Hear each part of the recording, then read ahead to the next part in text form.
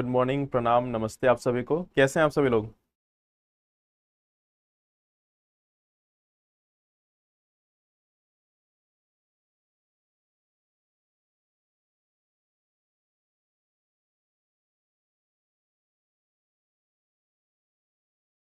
Why not calling my class? ये English आपने कहाँ से सीखी? Why not calling my class?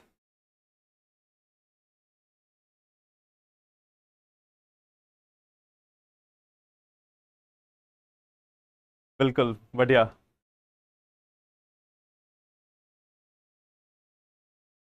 चलिए, मैं भी बिल्कुल बढ़िया हूँ।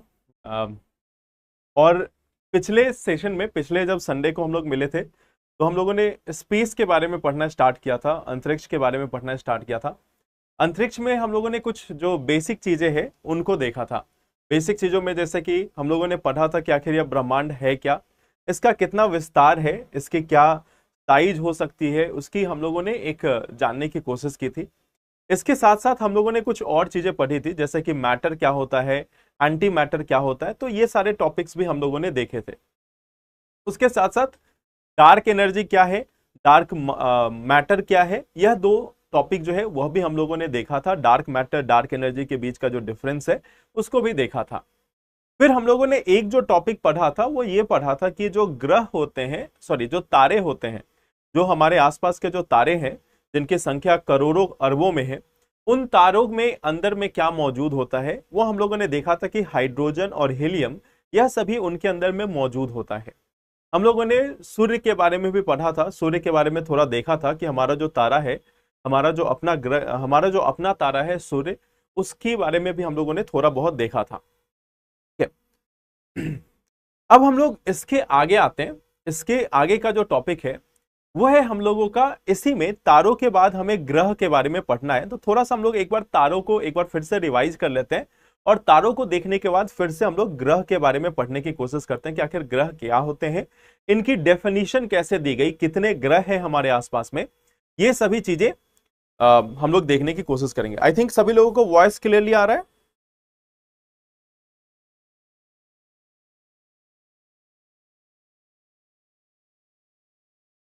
चलिए, पहले अभी इस क्लास की डिस्कशन कर लेते हैं राजीव, उसके बाद फिर हम लोग करते हैं। चलिए, 2 घंटे की आज क्लास है। आज 3 घंटे के लिए 2 घंटे की क्लास है, और फिर हम लोग एक बार और 2 घंटे की क्लास करेंगे जिसमें इनको हम लोग कंप्लीट करने की कोशिश करेंगे। ठीक है? तो आते हैं आज के टॉपिक पे। और आज का जो सबसे पहला हमारा जो टॉपिक है वो है तारों के संदर्भ में। अगर हम लोग तारों की बात करें, स्टार की बात करें, तो आखिर यह स्टार होता क्या है, और यह स्टार जो है उससे फिर ग्रहों का निर्माण कैसे होता है, इसको हम लोग जानने की कोशिश करते हैं। ठीक है? देखो, तारा जो है ना, जब हम पूरे ब्रह्मांड की बात करते हैं, हम लोगों ने ब्रह्मांड के विस्तार के बारे में सुना था, हम लोग पढ़ा था, ब्रह्मांड के विस्तार के बारे में हम लोगों ने पढ़ा था। और ब्रह्मांड के विस्तार में हमने देखा कि जब बिग बैंग एक्सप्लोजन हुआ, जब बिग बैंग वाला जो धमाका था जब वह हुआ, उसके बाद हमें क्या देखने को मिलता है कि पूरे ब्रह्मांड में मैटर और एनर्जी, यानी कि पदार्थ और ऊर्जा, इन सभी का विस्तार होना स्टार्ट हुआ। तो पहले हमने देखा ब्रह्मांड के बाद ऊर्जा और पदार्थ का विस्तार होना स्टार्ट हो चुका था। ऊर्जा और पदार्थ जो है वो पूरे ब्रह्मांड में फैल रही थी। अब इसी में से जो पदार्थ है, पदार्थ में क्या मौजूद होंगे, कुछ गैसेज जो थी वह मौजूद थी। गैसेज जैसे कि हाइड्रोजन, हाइड्रोजन, हीलियम एक्सेट्रा। तो ये जो हाइड्रोजन, हीलियम इत्यादि जो गैसेस थी, इनका एक क्लाउड बनता गया, इनका एक बादल बनता गया। और यह क्लाउड बहुत ही डेंस होता चला गया, यानी कि बहुत ही घना होता चला गया। तो सबसे पहले हमें क्या दिखा कि जब विस्तार होना स्टार्ट हुआ, तो विस्तार में ये जो गैस है, गैस जो है वो बादल के रूप में परिवर्तित होने लगे, बादल के रूप में परिवर्तित होने लगे। और साथ ही साथ इनका जो घनत्व था, इनका जो घनत्व था, घनत्व जो था वह बढ़ता चला गया। इनका जो घनत्व था वह भी बढ़ता चला गया। और इनके घनत्व के बढ़ने के कारण, इन बादलों के घनत्व के बढ़ने के कारण, फिर हमें निर्माण होता दिखा किस चीज का, हमें निर्माण होता दिखा तारा का। ये तारा हमारा बन गया।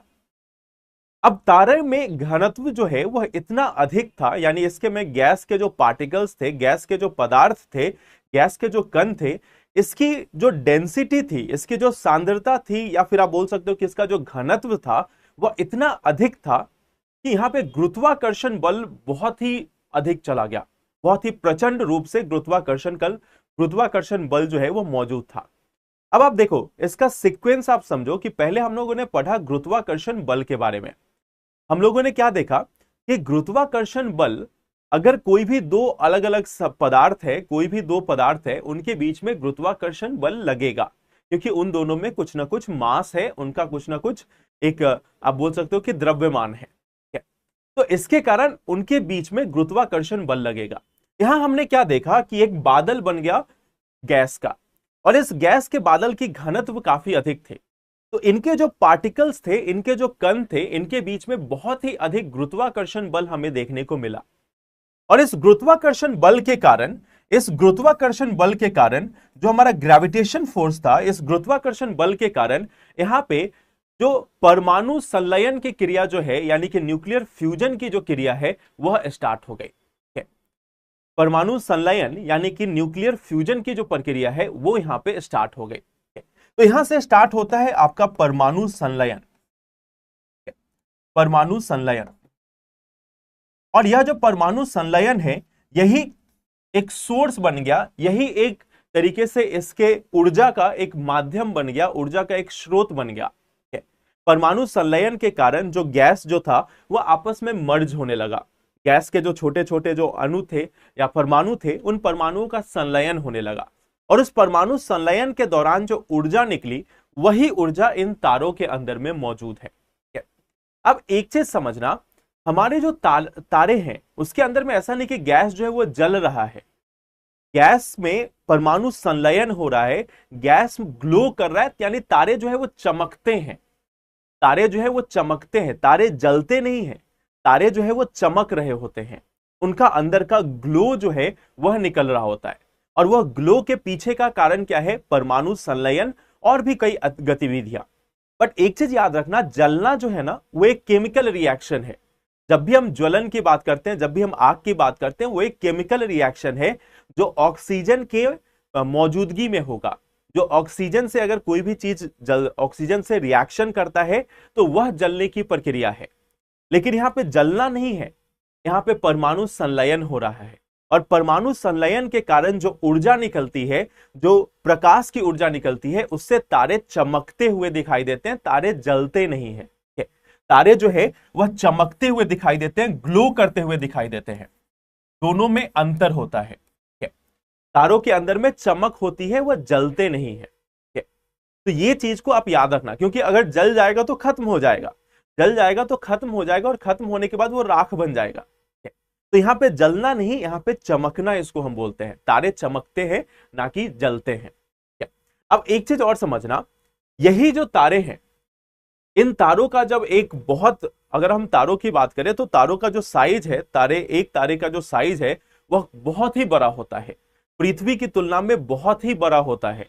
जैसे अगर हम पृथ्वी की बात करें तो पृथ्वी की जो डायमीटर है, पृथ्वी जो है वह 12,800 किलोमीटर की इसकी डायमीटर है। लेकिन अगर हम सूर्य की बात करें तो सूर्य का जो डायमीटर होगा वह होगा 1.40 मिलियन, यानी कि 14 लाख किलोमीटर। 14 लाख किलोमीटर के आसपास में सूर्य की डायमीटर है। तो ये चीज को समझना है कि तारों का जो साइज है वो बहुत ही बड़ा है, और कई बार ऊर्जा के अधिकता के कारण या किसी अन्य कारणों के कारण यही तारे जो है वो विखंडित हो जाते हैं, यही तारे जो है वो टूट जाते हैं। और जब यह तारे टूटते हैं तो उसके बाद इन तारों का एक जो सिस्टम है, इन तारों की एक प्रणाली जो है वह तैयार होती है। जैसे हमारे आसपास का जो तारा है वह है सूर्य, हमारे पास जो सबसे नजदीकी जो तारा है वह है सूर्य। और इस सूर्य के टूटने से, इस सूर्य के विखंडित होने से ग्रह बने, इस सूर्य के विखंडित होने से ग्रह बने। और जो हमारा पूरा सौर प्रणाली है, जो हमारी पूरी सौर व्यवस्था है, उसकी अगर हम बात करें तो उसमें आज के समय में 8 अलग अलग ग्रह जो है वो मौजूद हैं। तो सबसे पहली बात जो आती है, अगर हम ग्रह के बारे में पढ़ते हैं कि ग्रह आखिर आए कहां से, तो ये जो ग्रह हैं ये तारों से बने हैं। ये जो हमारे ग्रह हैं वह तारों से ही बने हैं, ये हमारे तारों से बने हैं। अब आपका एक क्वेश्चन ये आप सोच सकते हो कि अगर हम लोग बात करें कि तारे जो है, अगर जो हमारे ग्रह हैं, ग्रह बने हैं तारों से, तारों के द्वारा ये निर्माण हुए हैं। तो आपके मन में एक क्वेश्चन आना चाहिए कि तारे तो हमें चमकते हुए दिखाई देते हैं, तारे हमें चमकते हुए दिखाई देते हैं, बट ये ग्रह हमें चमकते हुए क्यों नहीं दिखाई देते? इन ग्रहों के अंदर में यह लाइट क्यों नहीं है? अगर ये तारों से ही टूट कर आए हैं, तारों से ही निर्मित हुए हैं, तो फिर इनके अंदर में वह चमक क्यों नहीं है? आपके मन में यह सवाल जरूर आना चाहिए कि जब सूर्य है वह चमकता है, सूर्य जो है वो हमें चमकता हुआ दिखाई देता है, बट तारे हमें ग्रह जो है वो हमें चमकते हुए क्यों नहीं दिखाई देते? अब देखो, अब यहीं पे आपको एक चीज को याद करना है कि इसके पहले के टॉपिक में हमने क्या पढ़ा था कि तारों का जो घनत्व है वह इतना अधिक था, तारों का घनत्व इतना अधिक था कि उनके अंदर में परमाणु संलयन होने लगा, उनके अंदर में न्यूक्लियर फ्यूजन होने लगा। बट वहीं पे हम ग्रह में देखें, ग्रह का साइज हो सकता है काफी बड़ा, जुपिटर जैसा ग्रह हो सकता है, लेकिन इनके अंदर में इतनी अधिक घनत्व नहीं है, इतना अधिक पार्टिकल्स का यानी कणों का कंसंट्रेशन नहीं है कि इसके अंदर न्यूक्लियर फ्यूजन यानी कि परमाणु संलयन की प्रक्रिया स्टार्ट हो जाए। तो अगर ग्रह नहीं चमकते हैं, ग्रह क्यों नहीं चमकते हैं? क्योंकि इनका जो घनत्व होगा वह तारों की तुलना में बहुत ही कम है, तारों की तुलना में कम है, बहुत ही कम है। इसी के कारण हमें देखने को मिलता है कि जो तारे हैं वह चमकते हुए हमें प्रतीत नहीं होते। हाँ, वो रिफ्लेक्ट कर सकते हैं, जैसे आपने देखा ना कि जो मंगल ग्रह है वह देखने को मिल जाता है, या जो शुक्र ग्रह है वह देखने को मिल जाता है, तो वह इसलिए हमें देखने को मिलता है कि वह सूर्य से जो किरणें आ रही हैं उसको परावर्तित करती हैं, उसको रिफ्लेक्ट करती हैं।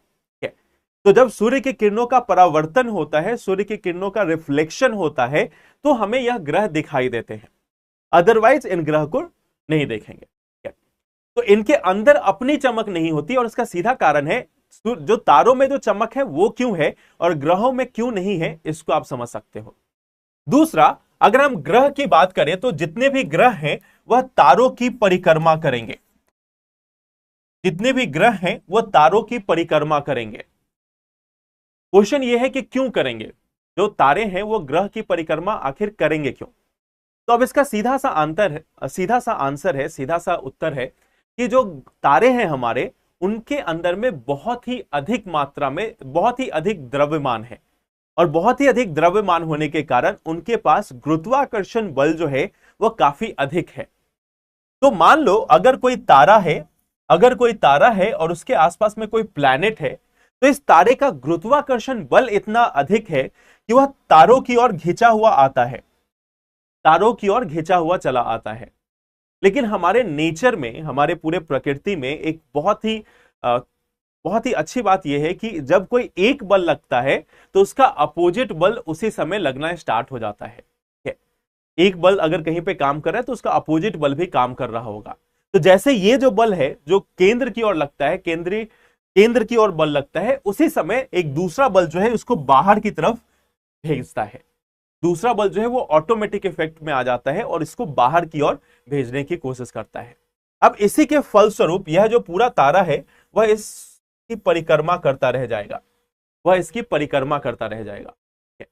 तो परिक्रमा करने की वजह यह है, परिक्रमा करने के पीछे की वजह यह है कि यह जो तारे हैं इनका जो घनत्व है वो काफी अधिक है।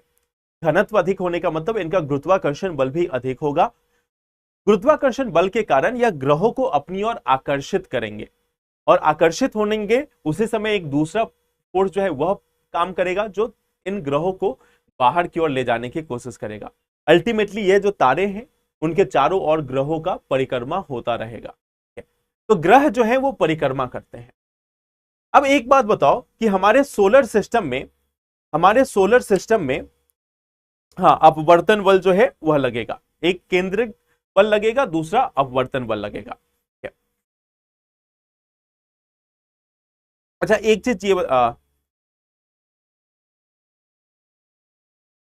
ये बताओ कि हमारे इस सौर सिस्टम में, हमारा जो सोलर सिस्टम है उसमें कितने ग्रह हैं? आप सभी ने ये क्लास 5-6 में भी पढ़ा होगा शायद। हमारे सोलर सिस्टम में कितने ग्रह हैं?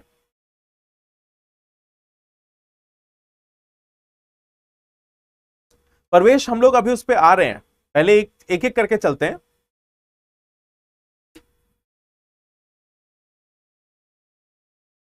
आकाशगंगा जो है वो तारों का एक समूह है। कितने हैं? 8 ग्रह। सूर्य का गुरुत्व पृथ्वी से, क्या क्वेश्चन था? सूर्य का गुरुत्व पृथ्वी से बहुत ही अधिक होगा। क्वेश्चन था सूर्य का गुरुत्व पृथ्वी के अधिक है, बिल्कुल बहुत ही अधिक होगा। चलिए, तो आई थिंक ये सभी को क्लियर है कि 8 ग्रह हैं, लेकिन आखिर पहले 9 ग्रह थे, पहले 9 ग्रह थे और अब 8 क्यों है? 9 ग्रह या 8 ग्रह क्यों है? पहले 9 थे, अब 8 क्यों माना जाता है? पहले हमारे पास 8 ग्रह थे, अब हम बोलते हैं कि हमारे पास जो है वो ग्रहों की संख्या जो है वो पहले 9 थे, अब 8 हो गए। तो एक ग्रह था प्लूटो, एक ग्रह था प्लूटो। तो आखिर इस प्लूटो को ग्रह की श्रेणी से क्यों निकाल दिया गया, इसको हम लोग जानने की कोशिश करते हैं। यह हुआ था 2006 में। 2006 में जो इंटरनेशनल एस्ट्रोनॉमिकल यूनियन है, एक इंटरनेशनल एस्ट्रोनॉमिकल यूनियन है, तो इसके द्वारा एक फैसला लिया गया। आईएयू एक संस्था है अंतरराष्ट्रीय स्तर पर, इंटरनेशनल एस्ट्रोनॉमिकल यूनियन, इसके द्वारा एक फैसला लिया गया कि अगर कोई ग्रह है, अगर कोई ग्रह है तो उसकी कुछ एक खास गुण होंगे, उसका कुछ खास क्वालिटी होगी। और वह क्वालिटी क्या क्या डिसाइड किया गया? सबसे पहले यह डिसाइड किया गया कि उस ग्रह के बारे में अगर हम बात करें तो उस ग्रह का जो घनत्व है या उस ग्रह के अंदर में इतना द्रव्यमान अधिक होना चाहिए कि वह अपने आप को एक लगभग एक गेंद के आकार का, एक स्फेयर के आधार का एक जो लुक है वह प्रोवाइड कर सके, कि वह अपने गुरुत्वाकर्षण बल से वह इतना बड़ा होना चाहिए कि वह अपने गुरुत्वाकर्षण बल से गोल हो चुका हो। तो वह इतना बड़ा होना चाहिए, यानी सबसे पहले बात हुई उसके साइज की, उसके आकार की, कि जो कोई भी खगोलीय वस्तु जो है, कोई भी खगोलीय वस्तु जो है, अगर वह इतनी बड़ी है कि वह अपने गुरुत्वाकर्षण बल के कारण गोल हो गई हो, गेंद के आकार की हो गई हो, गोले के आकार की हो गई हो, तो फिर हम उसे एक तरीके से बोल सकते हैं कि वह एक ग्रह है। आपने देखा होगा जो भी 8 ग्रह है सभी आपको एक ही कलर के, एक ही आकार के नजर आते हैं।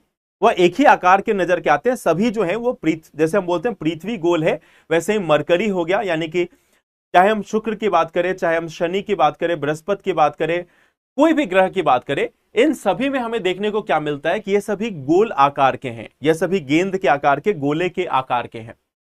तो सबसे पहला इनका आकार जो है वो गोल होना चाहिए, इनका आकार जो है वो गोल होना चाहिए।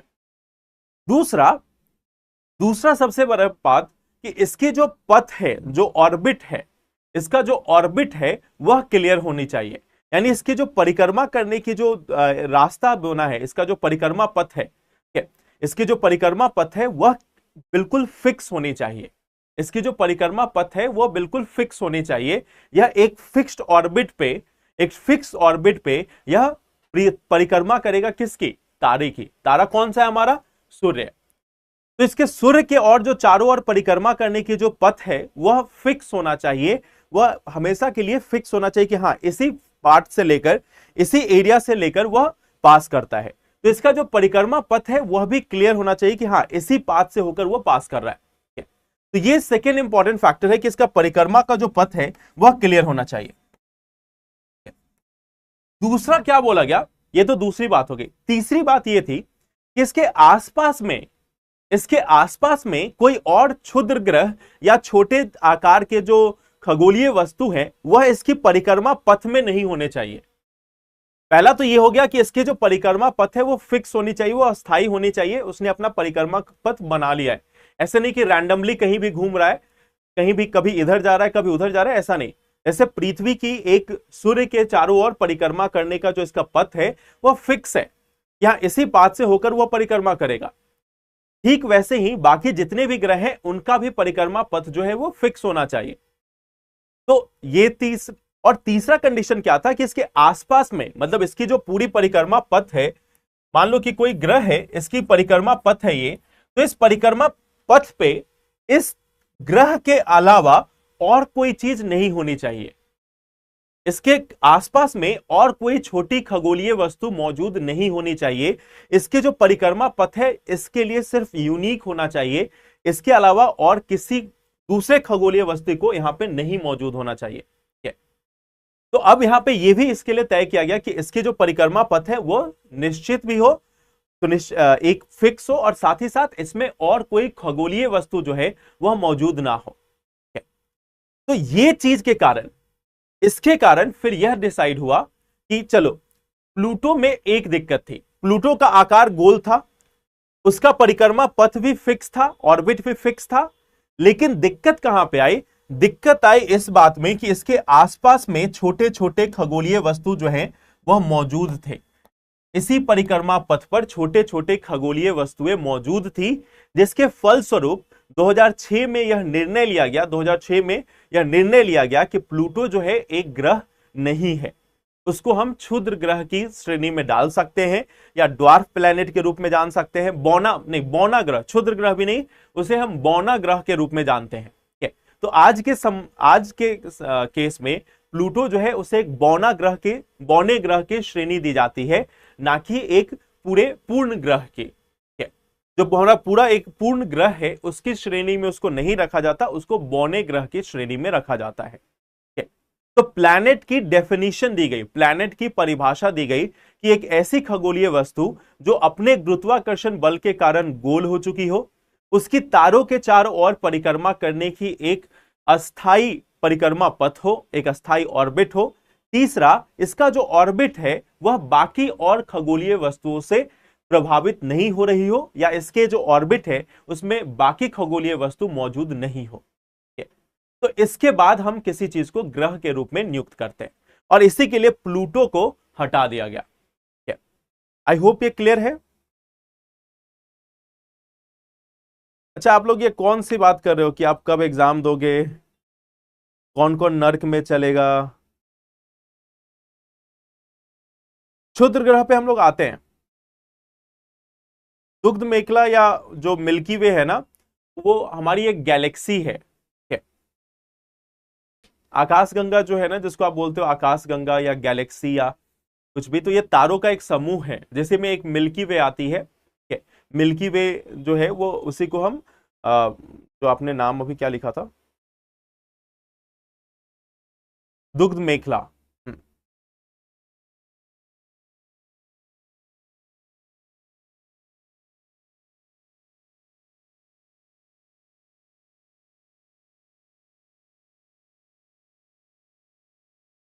देखो, प्लूटो को मैं एक बार फिर से समझा रहा हूं। 2006 में एक निर्णय लिया गया, ठीक है, 2006 में एक निर्णय लिया गया जिसमें यह कहा गया कि अगर कोई भी ग्रह की परिभाषा देनी हो तो ग्रह की परिभाषा के 3 आधार हैं। 3 आधार क्या है? पहला आधार है उसके आकार को लेकर, और इसमें यह बोला गया कि अगर कोई भी खगोलीय वस्तु है, अगर वह इतनी ज्यादा बड़ी है कि अपने गुरुत्वाकर्षण के बल से उसका आकार जो है वह गोले के आकार का हो चुका है, उसका आकार एक गेंद के आकार का हो चुका है, तो फिर हम उसे एक ग्रह के रूप में मान सकते हैं, बशर्ते 2 और कंडीशन। 2 और कंडीशन क्या थी? 2 और शर्त क्या थी? 2 शर्त में पहला शर्त यह था कि उसकी जो परिक्रमा पथ हो, उसका जो ऑर्बिट हो वह फिक्स होना चाहिए, यानी उसकी ऑर्बिट जो है वह स्थायी होनी चाहिए, वह उसी ऑर्बिट को हमेशा फॉलो करे, कि जिस ऑर्बिट पे है, जैसे मान लो ये इसकी जो पथ है वह निर्धारित हो चुकी है, इसकी जो ऑर्बिट है, परिक्रमा पथ है, वो निर्धारित हो चुकी है, वह हमेशा उसी को फॉलो करती है। तीसरा सबसे महत्वपूर्ण पहलू यह था कि इसके जो परिक्रमा पथ है, इसके जो ऑर्बिट है, उस ऑर्बिट में कोई और दूसरा खगोलीय वस्तु मौजूद नहीं होना चाहिए। कोई और खगोलीय वस्तु इसके अंदर में, इस ऑर्बिट में मौजूद नहीं होनी चाहिए, तभी हम उसे एक ग्रह की उपाधि देंगे। तो यह डिसाइड किया गया इसकी परिभाषा में कि तभी हम इसको ग्रह मानते हैं। अब प्लूटो की अगर हम बात करते हैं, जो हमारा एक ग्रह हुआ करता था पहले, प्लूटो, तो अगर हम इस प्लूटो की बात करें तो प्लूटो के केस में क्या था? प्लूटो जो है वह गोल तो था, इसका आकार इतना बड़ा जरूर था कि अपने आप को एक गोल आकार दे चुका था, इतना इसका जो साइज था वह ऐसा जरूर था कि वह अपने आप को एक गोल आकार दे चुका था। लेकिन दूसरी ये चीज, इसकी जो पथ थी, परिक्रमा पथ जो थे वह भी निर्धारित थी, ऐसा नहीं कि वो बदल रही थी, वह भी पूर्व निर्धारित या फिक्स थी। ऑर्बिट जो है वह भी फिक्स था। तीसरा सबसे बड़ी बात यह थी कि क्या इसके ऑर्बिट में आसपास में कुछ और मौजूद है क्या। तो देखा गया कि मान लो यह हमारा प्लूटो है, तो प्लूटो के आसपास में छोटे छोटे जो खगोलीय वस्तुएं हैं वह भी मौजूद थी। चाहे वो हो सकता है कि कुछ छोटे क्षुद्र ग्रह हो, या कोई दूसरे बौने ग्रह हो, या जो आसमान में बाकी जितनी भी चीजें हैं वह उसके आसपास में कुछ ना कुछ मैटर के फॉर्म में मौजूद थी, कुछ चट्टानें थी, यह सभी इसके आसपास में मौजूद थी। और इसकी वजह से प्लूटो को ग्रह की श्रेणी से निकाल दिया गया और बोला गया कि यह एक बौना ग्रह है, यह पूरी तरीके से ग्रह नहीं बना है। यह जो है वो बौना ग्रह है, यह जो है एक बौना ग्रह है। बौना ग्रह क्यों बोला गया? क्योंकि इसके कारण यह था कि इसका आकार गोल जरूर हो चुका है और इसकी जो परिक्रमा के जो पथ है वो भी फिक्स है। तो इसके लिए इसको बौना ग्रह की श्रेणी में दे दिया गया कि यह बौना ग्रह है। इसको क्षुद्र ग्रह नहीं कहा गया। क्षुद्र ग्रह क्या है इसको हम लोग आगे देखेंगे। क्षुद्र ग्रहों का अपना एक फिक्स आकार नहीं होता। जैसे प्लूटो जो है वो हमारा गोल है, बट बाकी जो क्षुद्र ग्रह है वो आपको गोल देखने को मिले ऐसी कोई जरूरत नहीं होती, वह चट्टानों के रूप में किसी भी आकार के हो सकते हैं। तो इसी के लिए इसको बौने ग्रह की उपाधि से नवाजा गया कि यह बौना ग्रह है और हमारे इस सोलर सिस्टम का एक बौना ग्रह जो है उसे प्लूटो कहा गया और बाकी जो 8 है उनको ग्रह कहा गया। ग्रह तारे की परिक्रमा क्यों करते हैं यह हमने देखा कि जो तारे हैं उनके अंदर में बहुत ही अधिक द्रव्यमान होता है, बहुत ही अधिक द्रव्यमान होता है। द्रव्यमान होने का मतलब यह है कि अब इसका अगर अधिक द्रव्यमान है तो अधिक गुरुत्वाकर्षण बल होगा। गुरुत्वाकर्षण बल के कारण जो तारों के आसपास में जो ग्रह हैं वह इसकी ओर आकर्षित होते हैं। उस गुरुत्वाकर्षण बल के कारण वह इसकी ओर आकर्षित होते हैं। लेकिन हमारे पूरे प्रकृति में, हमारे पूरे ब्रह्मांड में एक सिस्टम चलता है कि हर एक फोर्स के अपोजिट एक दूसरा फोर्स काम करता है। तो यह एक केंद्रीय बल है। तो एक अपकेंद्रीय बल जो है, एक सेंट्रीफ्यूगल फोर्स जो है वह इधर काम करता है। यह एक केंद्रीय बल है जो केंद्र की ओर काम कर रहा है, सेंट्रीपिटल फोर्स। तो केंद्रीय बल जो है वह केंद्र की ओर काम कर रहा है। तो एक अपकेंद्रीय बल जो है यानी कि सेंट्रीफ्यूगल फोर्स जो है वह बाहर की ओर काम करता है, वह बाहर की ओर काम करता है। तो इसके कारण अब दोनों बल है, दोनों बल अगर बिल्कुल बराबर हो चुके हैं तो इस केस में यह जो ग्रह है इसकी परिक्रमा करता रहेगा। यह जो ग्रह है वह सूर्य की परिक्रमा करता रहेगा। तो इसके लिए सूर्य की परिक्रमा होती है। क्लियर है ये?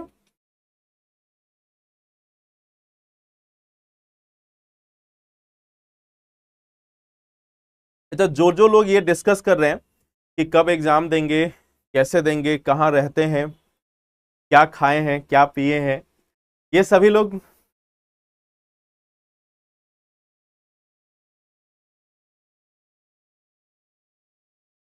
तारा टूटना क्या है इसके बारे में लोग देखेंगे, अभी देखेंगे।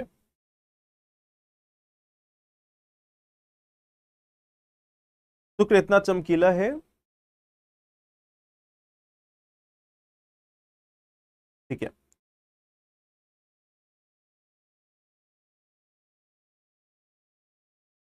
बोर्ड का कलर चेंज कर दो, चलो मैं बोर्ड का कलर चेंज कर देता हूं।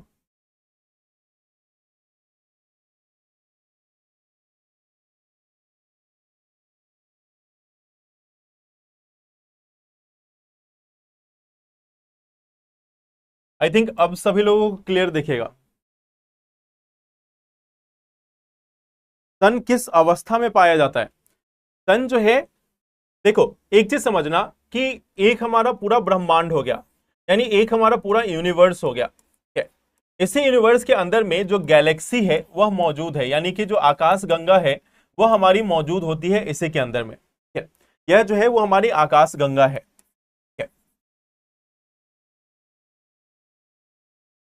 आकाश गंगा।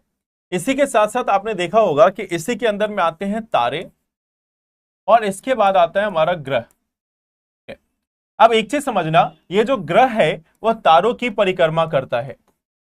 यह जो ग्रह है वह तारों की परिक्रमा करता है, जो तारा है वह गैलेक्सी की परिक्रमा करता है। जो तारा है वो गैलेक्सी की परिक्रमा करता है और जो गैलेक्सी है वह यूनिवर्स के सेंटर की परिक्रमा करता है। तो आपस में अगर आप देखोगे तो यह सभी एक दूसरे की परिक्रमा करते हैं। ग्रह जो है वो तारों की परिक्रमा करता है, तारा जो है वह उस गैलेक्सी की परिक्रमा करता है, और साथ ही साथ इसके बाद अगर हम देखें तो हमारी जो गैलेक्सी है वह पूरे ब्रह्मांड की परिक्रमा करती है। तो सब एक दूसरे के अनुसार परिक्रमा कर रहे हैं। तो ऐसा नहीं कि सिर्फ एक ही जो है वो परिक्रमा करती है, पूरा ब्रह्मांड जो है वह घूम रहा होता है। पूरा ब्रह्मांड जो है वो स्थिर नहीं है, वो हमेशा मोशन में है, वो हमेशा चल रहा होता है, वो हमेशा चेंज हो रहा होता है। तो ब्रह्मांड अस्थाई नहीं है, ब्रह्मांड जो है वो हमेशा गतिशील है। हमारा जो पूरा ब्रह्मांड है वो हमेशा गतिशील है। हमारा जो ब्रह्मांड है वो हमेशा गतिशील है। तो ये इसकी सबसे बड़ी बात होती है कि हमेशा गतिशील होता है। चलिए अब हम आते हैं इसके आगे। अगर हमने देखा ग्रहों के बारे में, हमने ग्रह के बारे में बात की, और ग्रह में हमने एक चीज देखा कि जो हमारे ग्रह है, इसमें हमने देखा कि हमारे पृथ्वी या इस पूरे सोलर सिस्टम में 8 ग्रह जो हैं वो हमें देखने को मिलते हैं।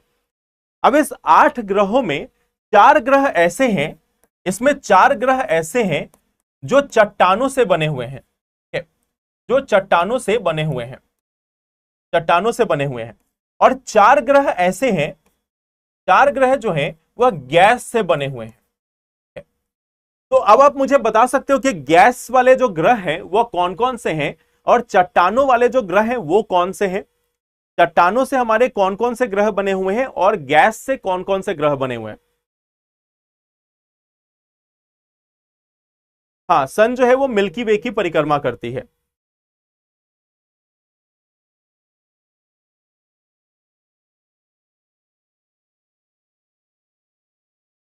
गैलेक्सी तो कोई ऑब्जेक्ट नहीं है, हाँ, लेकिन गैलेक्सी का एक सेंटर माना जाता है कि हर जो गैलेक्सी है उसका एक सेंटर है, जिसको गैलेक्टिक सेंटर बोला जाता है, जिसको हम बोलते हैं गैलेक्टिक सेंटर।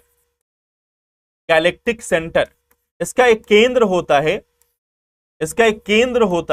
और इस केंद्र की परिक्रमा करते हैं, इस केंद्र की परिक्रमा करते हैं तारे। तो अगर कोई गैलेक्सी है तो उसका एक केंद्र होता है, और उस केंद्र की मानी जाती है कि उस केंद्र की जो डेंसिटी है वो बहुत ही अधिक है। अक्सर माना जाता है कि वहां पे एक ब्लैक होल जो है वह मौजूद है, और उसी की परिक्रमा जो है वह सभी तारे करते हैं।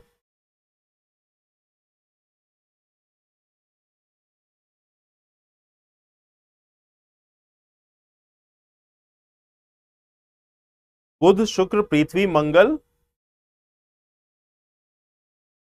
अच्छा, ये कौन है जो कॉपी करके डाले हैं?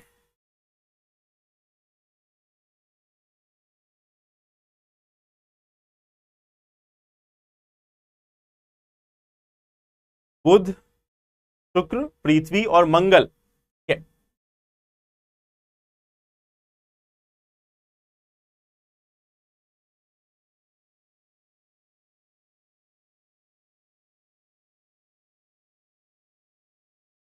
पृथ्वी और मंगल। तो ये जो 4 हमारे ग्रह हैं, इन चारों को अगर आप देखोगे, ये जो 4 ग्रह हैं वो हमारे चट्टानों से बने हुए हैं। यह जो 4 ग्रह हैं वो हमारे चट्टानों से बने हुए हैं।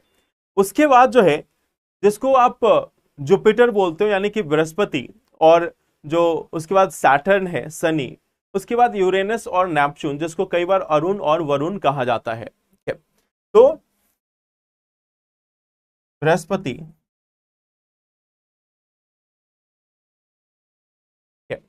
जो हमारा ग्रह है बृहस्पति, इसके बाद शनि, अरुण, वरुण। तो ये हमारे 8 ग्रह हैं, जिनको हम, जिसमें से 4 जो है वो गैस से बने हुए हैं और 4 जो है वो चट्टानों से बने हुए हैं।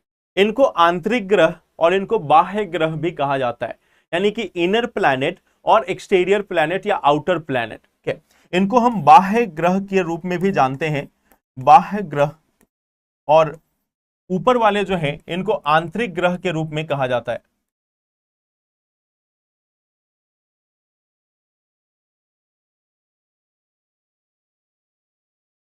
आंतरिक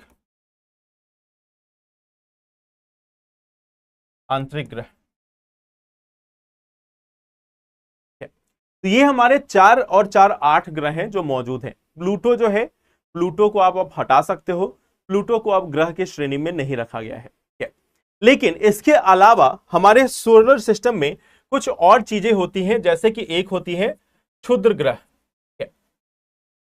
एक होती है क्षुद्र ग्रह।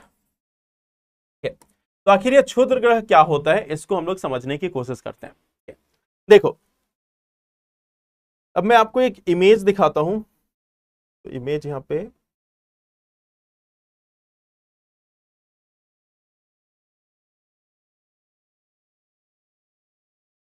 तो इसमें इमेज नहीं है, मैं आपको एक सेकंड में इमेज यहां पे दिखाता हूं।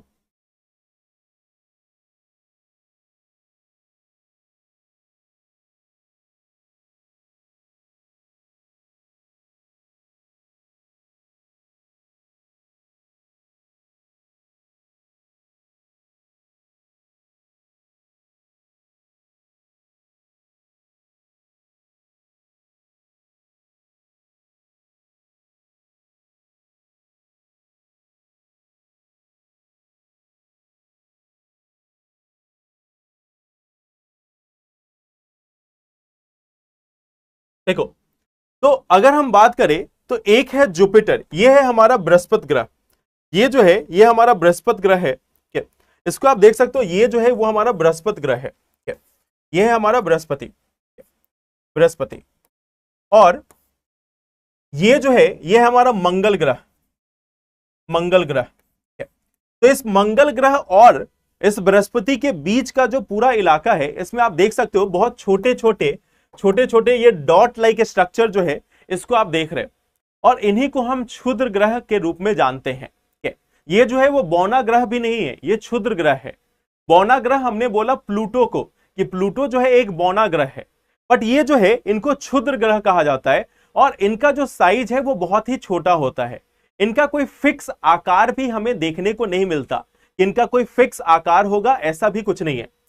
तो अगर हम क्षुद्र ग्रह की बात करते हैं, अगर जब भी हम क्षुद्र ग्रह की बात करते हैं, तो क्षुद्र ग्रह जो होते हैं इनका कोई फिक्स आकार नहीं होगा। यहां पे ये समझना कि इन क्षुद्र ग्रहों का कोई फिक्स आकार जो है वह भी हमें देखने को नहीं मिलता। इनका जो है वह एक निश्चित आकार जो है वह देखने को नहीं मिलता। निश्चित आकार जो है वह देखने को नहीं मिलेगा। आकार जो है वह देखने को नहीं मिलेगा, या किसी भी आकार के हो सकते हैं, या चट्टानों की तरह किसी भी आकार के हमें देखने को मिल सकते हैं।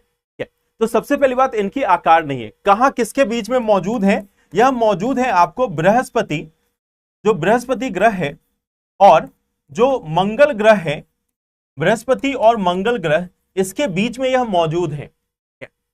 तो आखिर वजह क्या है कि क्यों यह छोटे छोटे क्षुद्र ग्रह जो है वो मौजूद है? देखो, जब पूरा हमारा सूर्य जो है जब टुकड़े हुए इसके, तो कुछ टुकड़े जो है वो आपस में मिलकर ग्रह बनते चले गए। कुछ टुकड़े जो है वो आपस में मिलकर ग्रह बनते चले गए, बट बाकी जो टुकड़े थे जो ग्रह की तरह नहीं बन पाए, वह पूरे इस ब्रह्मांड में एक विखंडित रूप में, यानी एक छोटे छोटे फ्रैगमेंट के रूप में, एक छोटे छोटे टुकड़े के रूप में इस पूरे सोलर सिस्टम में, इस पूरे सौर प्रणाली में वह इसके चक्कर काटते हैं, इसकी परिक्रमा करते हैं। और परिक्रमा करते हैं एक खास बेल्ट में, जिसको क्षुद्र ग्रह का बेल्ट कहा जाता है। क्षुद्र ग्रह की अपनी एक प्रदक्षिणा पथ होती है, उसी में यह इसकी परिक्रमा करते हैं, इसी में सूर्य की परिक्रमा करते हैं। तो ये एक, इनकी अगर हम बात करें तो क्षुद्र ग्रहों का कोई खास आकार नहीं होता, या किसी भी आकार के आपको देखने को मिल सकते हैं। जैसे आप एग्जाम्पल के तौर पे यहां पर देखो, ये जो है ये आपको देखने को मिल सकता है। यहां पर आप देख सकते हो, ये आपको क्षुद्र ग्रह का अलग अलग साइज जो है वह देखने को मिल सकता है। तो ये इस प्रकार के साइज के होते हैं, देख सकते हो आप, ये गोल की तरह दिखते जरूर है, बट पूरे गेंद के आकार के, या जैसे पृथ्वी हो गया, या शुक्र हो गया, या बृहस्पति हो गया, तो उसके आकार का आपको देखने को नहीं मिलेगा। तो इसका सीधा सा कारण यह है कि यह पूरी तरीके से इतना बड़ा भी नहीं था, यह पूरा एक आकार जो है वो पाप सके। तो इसका आकार जो है वो फिक्स नहीं होता। तो ये हमारे सूर्य की परिक्रमा करते हैं। अब आप एक चीज गौर करना, यह है हमारा जुपिटर, यह है हमारा बृहस्पति, और इस बृहस्पति के आगे और पीछे देखना, इस बृहस्पति के आगे और पीछे आपको कुछ ऐसे ही छोटे छोटे झुंड में दिखेंगे। ये जो है यहां पे आपको कुछ छोटे छोटे झुंड दिख रहे हैं, यहां पे भी आपको कुछ छोटे छोटे झुंड दिख रहे हैं। ये भी आपके क्षुद्र ग्रह ही हैं। ये भी क्षुद्र ग्रह हैं जिनका अलग अलग नाम दिया गया। एक का नाम दिया गया है ट्रोजन और एक का नाम दिया गया है ग्रीक। ट्रोजन और ग्रीक के रूप में इनको जाना जाता है। ट्रोजन और ग्रीक के रूप में इनको जाना जाता है। ट्रोजन और ग्रीक के रूप में इनको जाना जाता है। तो ये भी आपके क्षुद्र ग्रह ही हैं, लेकिन यह बृहस्पति के साथ अपना जो ऑर्बिट है, इनकी जो परिक्रमा पथ है उसको साझा करते हैं। यह भी अपना जुपिटर का जो परिक्रमा पथ है उसी पथ पे यह भी मौजूद है। अब आपके मन में यह सवाल आएगा कि प्लूटो के साथ भी तो यही दिक्कत था। प्लूटो के साथ भी तो यही दिक्कत था ना कि उसके आसपास में उसके जो पूरी जो ऑर्बिट है वह क्लियर नहीं थी। उसके ऑर्बिट के आसपास में कोई क्लियरेंस नहीं था और फिर उसको ग्रह के श्रेणी से हटा दिया गया, जबकि जुपिटर को यहां पे रखा गया है। तो जुपिटर के आसपास में यह मौजूद है, लेकिन फिर भी इसको ग्रह के श्रेणी में रखा गया है क्योंकि इतना बड़ा ग्रह है। जो जुपिटर है वो इतना बड़ा ग्रह है कि यह पृथ्वी के सभी ग्रहों में सबसे अधिक है।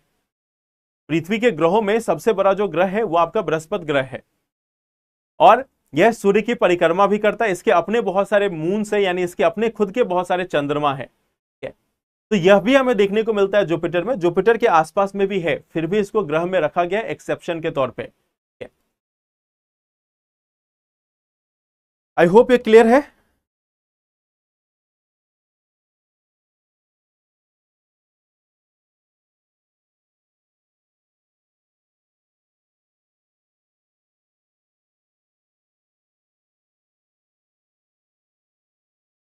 जुपिटर और मार्स के बीच में है, बिल्कुल। ये देखो यहां पे है मार्स आपका, ये जो है आपका मार्स का पाथ है और ये है जुपिटर है। तो ये जुपिटर और मार्स के बीच का जो एरिया है उसी एरिया में मौजूद होते हैं। तो इस चीज को बस आपको याद रखना है।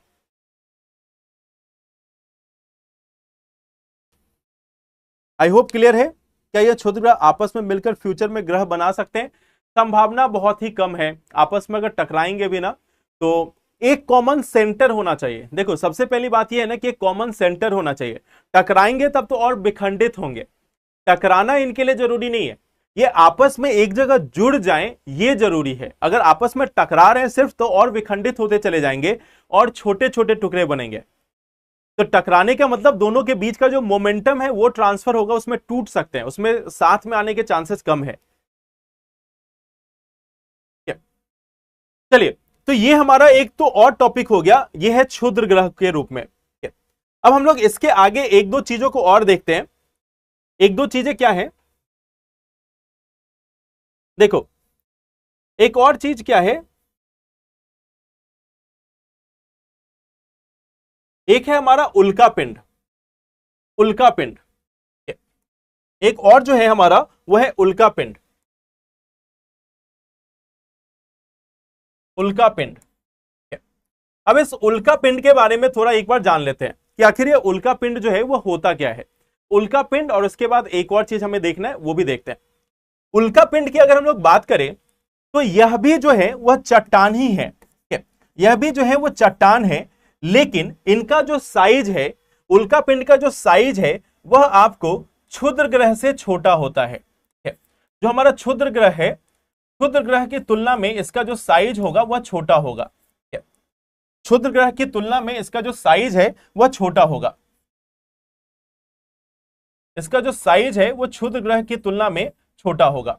तो ये इसकी सबसे बड़ी होती है कि इसका जो साइज है वो क्षुद्र ग्रह की तुलना में छोटा होगा।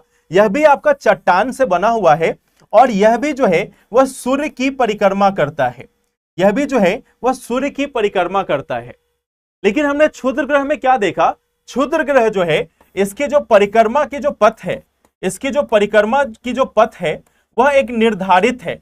यह जो है वो निर्धारित है, वह आपका निर्धारित है। लेकिन इसकी जो परिक्रमा करने की जो पथ है, इसकी जो परिक्रमा पथ है वह भिन्न होती है। इसकी जो परिक्रमा पथ है वह भिन्न होती है, वह अलग अलग होती है। तो इसका कोई एक फिक्स ऑर्बिट नहीं है, इसका एक फिक्स पाथ नहीं है, इसका एक फिक्स रास्ता नहीं है। तो यह भी एक चट्टान की तरह है, लेकिन इसका जो आकार है वह कई बार क्षुद्र ग्रह से छोटा होता है। यह क्षुद्र ग्रह से काफी छोटा होता है, और यह जो उल्का पिंड है वह फिर इस सूर्य की ही परिक्रमा करता है। देखो, सूर्य पूरे सोलर सिस्टम में जो भी है वह कहीं ना कहीं सूर्य की परिक्रमा करने की कोशिश कर रहा होता है। जैसे एक उदाहरण के तौर पे लो, हमारा जो एक उपग्रह है वह है चंद्रमा। हमारा जो उपग्रह है वह है चंद्रमा। चंद्रमा जो है, चंद्र या चांद जो है, बेसिकली आप देखोगे चांद जो है, चांद जो है वह, अगर हम देखते हैं, चांद जो है वह पृथ्वी की परिक्रमा करता है। लेकिन आप देखोगे चांद के बारे में, आप देखोगे, आप पढ़ोगे कि चांद जो है वह हर समय पृथ्वी से दूर जाने की कोशिश कर रहा है। हर एक साल इसका जो ऑर्बिट है वह थोड़ा अलग होता है, कुछ सेंटीमीटर से हर साल इसका जो ऑर्बिट है वह बदल रहा है। और एक समय आएगा जब पृथ्वी से दूर चला जाएगा चंद्रमा, और यह सूर्य की ओर अग्रसर हो जाएगा या सूर्य की परिक्रमा करने लगेगा। ऑफ कोर्स ऐसा होने में करोड़ों करोड़ों करोड़ों साल लगेंगे, लेकिन यह होगा कि चांद जो है वह पृथ्वी से अलग होगा, और पृथ्वी से अलग जाके फिर यह सूर्य की परिक्रमा करना स्टार्ट करेगा। तो अल्टीमेटली इस पूरे सौर व्यवस्था में, पूरे सौर प्रणाली में जो ओरिजिनल विलेन है या फिर जो ओरिजिनल हेड है, जो सेंटर है, वो सूर्य है, और सबको उसी की परिक्रमा करनी है। तो ये चांद भी जो है वह अल्टीमेटली वहीं जाएगा और फिर यह सूर्य की ही परिक्रमा करेगा। आज के समय में भले ही वो पृथ्वी की परिक्रमा कर रहा है, लेकिन फ्यूचर में ऑफ कोर्स इसको सूर्य की ही परिक्रमा करनी है। बट ये बहुत बाद में होगा, उस समय तक ना हम होंगे, ना आप होंगे, ना और कोई होगा। ठीक है, तो तब कितनी जनरेशंस आ चुकी होगी इसका अंदाजा भी नहीं होगा। हो सकता है कई सिविलाइजेशन बदल चुकी हो। तो यह, लेकिन एक समय में, एक फ्यूचर में, जो ब्रह्मांड के अनुसार बहुत ही छोटा समय है, ब्रह्मांड के अनुसार बहुत ही छोटा समय है, उसमें एक समय आएगा जब चांद पृथ्वी की जो परिक्रमा कर रहा है उसको बदल के सूर्य की परिक्रमा करना स्टार्ट करेगा। तो ये चीज जो है वो आपको देखना है। अब ये है उल्का पिंड, जो चट्टान है, क्षुद्र ग्रह से छोटा है, सूर्य की परिक्रमा करता है। कई बार यह जो उल्का पिंड है वो पृथ्वी पे भी आ जाता है, पृथ्वी पे भी इसका अटैक होता है, जिसके कारण हानि हो सकती है। तो यह भी एक उल्का पिंड जो है वो पृथ्वी से भी आकर टकरा सकता है। जो क्षुद्र ग्रह है वह भी पृथ्वी से आकर टकरा सकता है।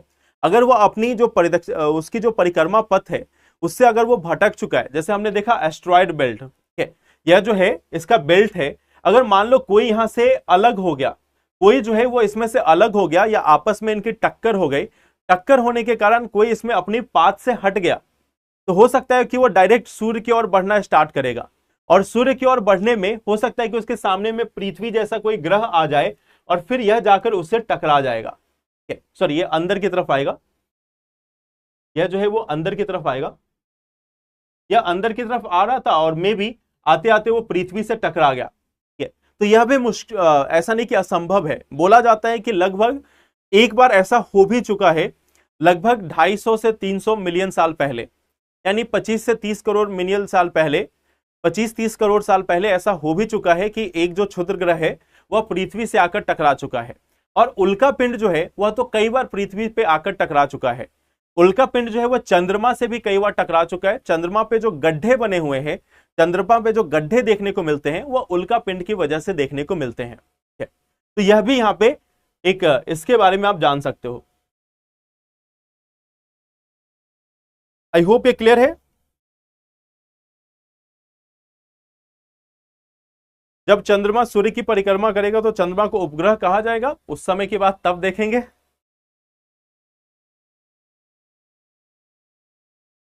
देखो, इनका जो साइज है ना वो कुछ किलोमीटर से लेकर, जैसे अगर आप देखोगे कि 15-16 किलोमीटर से लेकर कुछ 100 किलोमीटर तक भी हो सकता है, बट इससे ज्यादा नहीं साइज होता। कुछ बहुत बड़े क्षुद्र ग्रह होंगे तो उनका 100 किलोमीटर 150 किलोमीटर तक भी जा सकता है, लेकिन बाकी 15-16 किलोमीटर 10 किलोमीटर ऐसे डायमीटर होता है इनका। हाँ, मार्स में भी गड्ढे या जिस प्लैनेट में भी गड्ढे हैं उसका एक वजह जो है वह इनसे टकराना लिखा हुआ है। तब पृथ्वी जो है वह नष्ट नहीं होगी, लेकिन पृथ्वी पे मौजूद जो जीवन है वह जरूर नष्ट हो सकता है, कि पृथ्वी पर जो जीवन मौजूद है वह नष्ट होता है। और ऐसा पहले भी कहा गया कि लगभग 25 से 30 करोड़ साल पहले जब एक क्षुद्र ग्रह पृथ्वी से टकराया था तो पृथ्वी पे मौजूद जो भी जीवन था वो खत्म होता चला गया।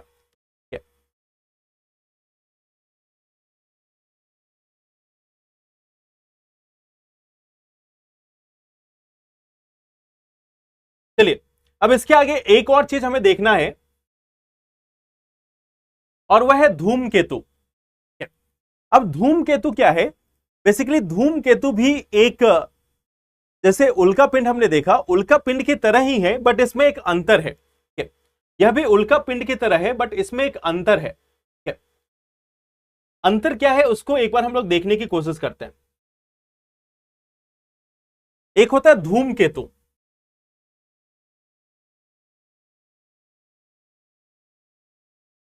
धूमकेतु। तो आखिर ये धूमकेतु है क्या? ये बेसिकली फ्रोजन गैस यानी कि जमी हुई गैसेज हैं, जमी हुई गैस है। यह जो है वो जमी हुई गैस और धूलकण या छोटे चट्टान है, छोटे चट्टान या छोटे चट्टान है,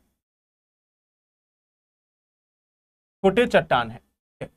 तो ये जमी हुई गैस या धूलकण या छोटे छोटे चट्टान जो है उनका एक हिस्सा है।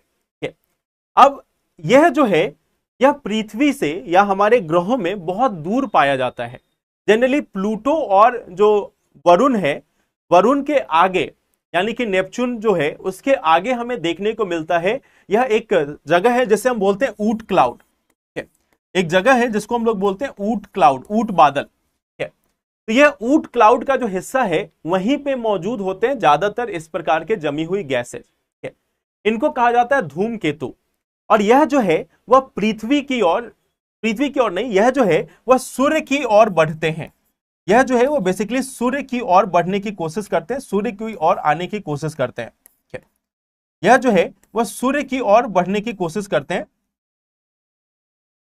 सूर्य की ओर बढ़ने की कोशिश करते हैं। तो सूर्य की ओर बढ़ने की कोशिश करते हैं और यह जमी हुई गैसेज है। तो जैसे ही सूर्य की ओर बढ़ेंगी, जैसे इनको गर्मी आने लगेगी तो यह जो गैसेज हैं वो जलने लगते हैं, यह जो गैस है वो जलने लगती है और इसमें जो मौजूद जो धूलकण है वो पीछे की ओर छूटने लगते हैं। तो इसके कारण ये कुछ ऐसे दिखाई देंगे कि आगे का हिस्सा जो है वह जल रहा है और पीछे एक पूंछ के आकार की जो आकृति है वह देखने को मिलती है। आगे का हिस्सा जो है वो ज्वलनशील होगा, वो आगे जो है वो जलता हुआ आगे बढ़ेगा और पीछे एक पूंछ की आकार जो है वह बनती हुई दिखाई देती है। तो धूमकेतु जो है जैसे ही बढ़ेंगे, चाहे वो पृथ्वी के इसमें आ रहे हो, पृथ्वी का जो वातावरण है उसमें एंटर कर रहे हो या सीधा सूर्य की ओर भी बढ़ रहे हो, तो वह जलने लगते हैं या उनका जो है वो एक तरीके से उनमें ज्वलन देखने को मिलता है और फिर यह एक पूंछ की आकृति जो है उसको बनाते हैं और यह जलते हुए खत्म हो जाते हैं। तो बेसिकली ये क्षुद्र ग्रह या फिर आपके जो उल्का पिंड है उनसे भी छोटे छोटे होते हैं, उनसे भी छोटे साइज में होते हैं और यह सबसे दूर स्थित है।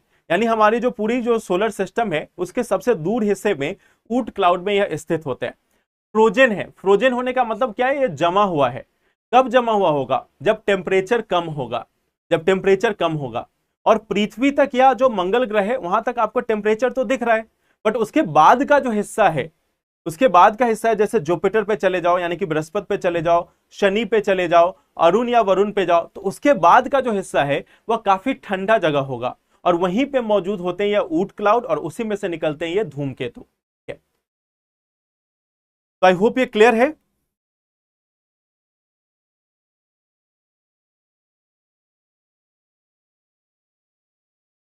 और इसी को आप देखते हो और बोलते हो कि तारे टूटते हैं, तो वास्तव में तारे टूटते नहीं हैं। यह जो है जब गिरता हुआ आपको दिखाई देता है तो इसी को आप बोलते हो कि तारे टूट रहे हैं। वास्तव में तारे टूटते नहीं हैं, तारे जो हैं वो ध्वस्त होते हैं, अपने ग्रेविटी के कारण वह ध्वस्त होते हैं और जब वह ध्वस्त होते हैं तो वह कई बार एक तरीके से ब्लैक होल का निर्माण कर सकते हैं। हर बार करे जरूरी नहीं, कई बार वह सिर्फ ड्वार्फ स्टार बन के रह जाते हैं यानी कि छोटे तारे बन के रह जाते हैं, कई बार वह ब्लैक होल का भी निर्माण कर देते हैं। अगर उनको एक दो और तारे मिल गए तो मिलकर ब्लैक होल का निर्माण कर देते हैं। या अगर बहुत बड़ा तारा है तो भी वह ब्लैक होल का निर्माण कर सकता है। अदरवाइज जनरली हमें क्या देखने को मिलता है कि उसमें दो या दो से अधिक तारे जब टकराते हैं, आपस में कोलैप्स करते हैं, तो फिर वहां पे जाकर निर्माण हो पाता है ब्लैक होल का। तो ये हमारा धूमकेतु और इससे संबंधित पार्ट है। अब यहां पर एक वो पार्ट है जहां से क्वेश्चंस बहुत ही अधिक आते हैं, और वो है हमारे सूर्य को लेकर। देखो अभी तक जो हमने पढ़ा उससे क्वेश्चन कम आएगा, बट ये सूर्य वाला जो पार्ट है उसमें कुछ क्वेश्चंस अधिक आ रहे हैं। और इसमें सबसे बड़ी बात यह है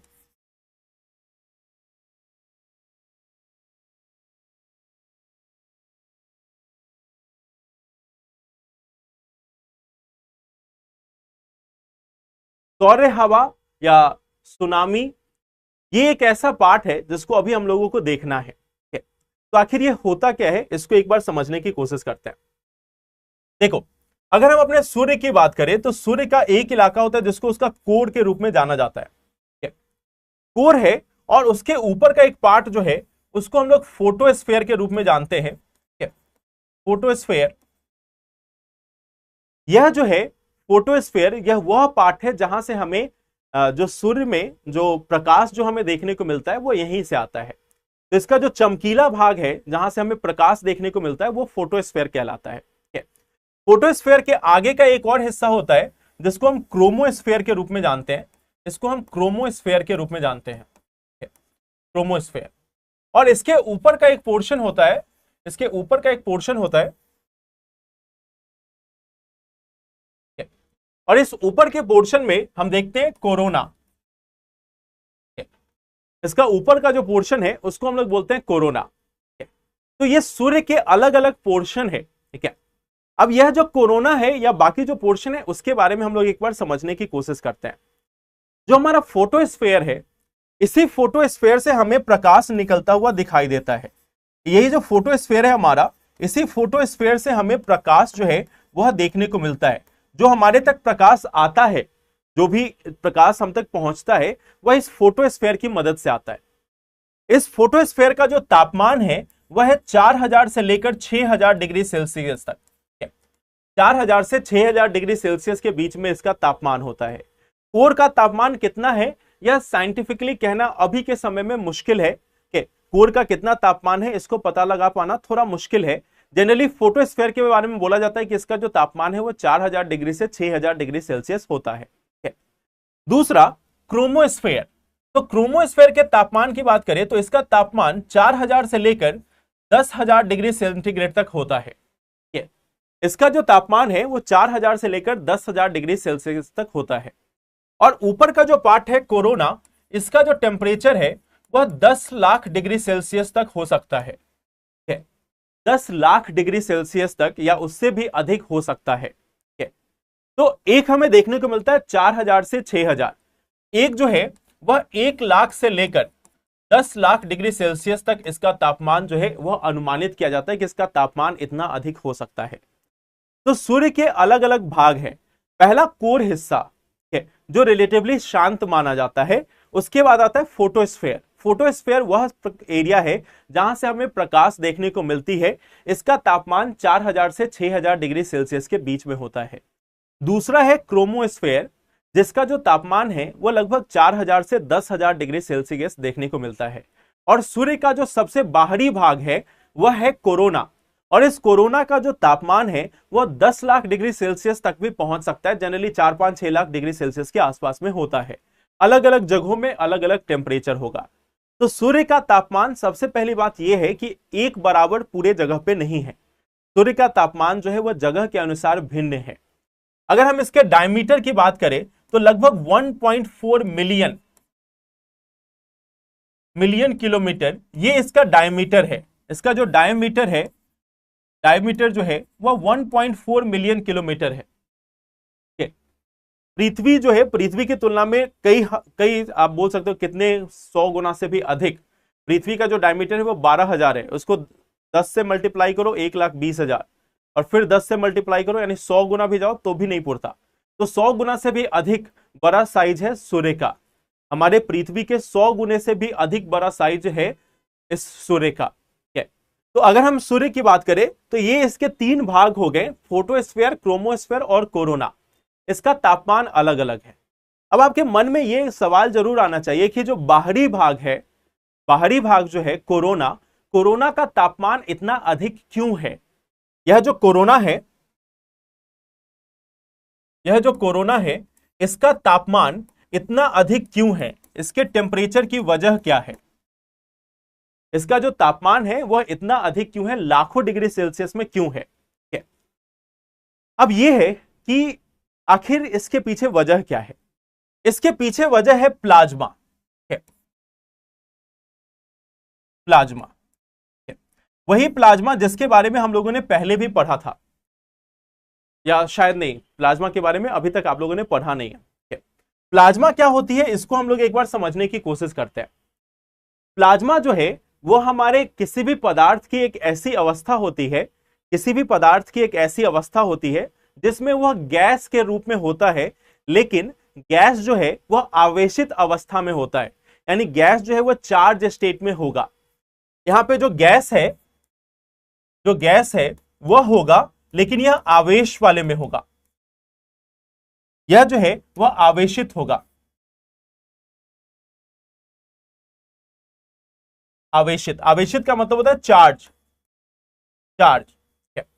तो ये गैस की स्थिति है, गैस की अवस्था है, लेकिन यह चार्ज गैस की अवस्था है। और इस चार्ज गैस की अवस्था को हम प्लाज्मा के रूप में जानते हैं, किसको हम प्लाज्मा स्टेट ऑफ मैटर बोलते हैं। तो सूर्य का जो कोरोना है उसमें हमें प्लाज्मा अवस्था देखने को मिलती है, पदार्थ की प्लाज्मा जो है वह देखने को मिलता है। और इस प्लाज्मा का जो टेम्परेचर है वो बहुत ही हाई होता है। इस प्लाज्मा का जो टेम्परेचर है वो बहुत ही हाई होता है, और इसके कारण हमें कोरोना का तापमान अधिक देखने को मिलता है। तो यहां पे जो पदार्थ है, यहां पे जो गैस है, गैस जो है वह प्लाज्मा अवस्था में या आवेशित अवस्था में रहता है, आवेशित अवस्था में रहता है।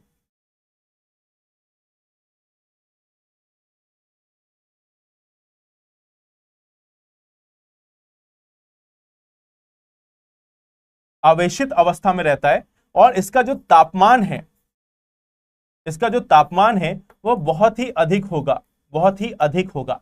इसी के कारण कोरोना का जो हमें तापमान है वह अधिक देखने को मिलता है। अब कारण यह है कि ऐसा हुआ क्यों, यहां पे आखिर प्लाज्मा स्टेट ऑफ मैटर आया कैसे? प्लाज्मा स्टेट ऑफ मैटर जो है वो आया कैसे, ये यहां पे प्लाज्मा पहुंचा कैसे?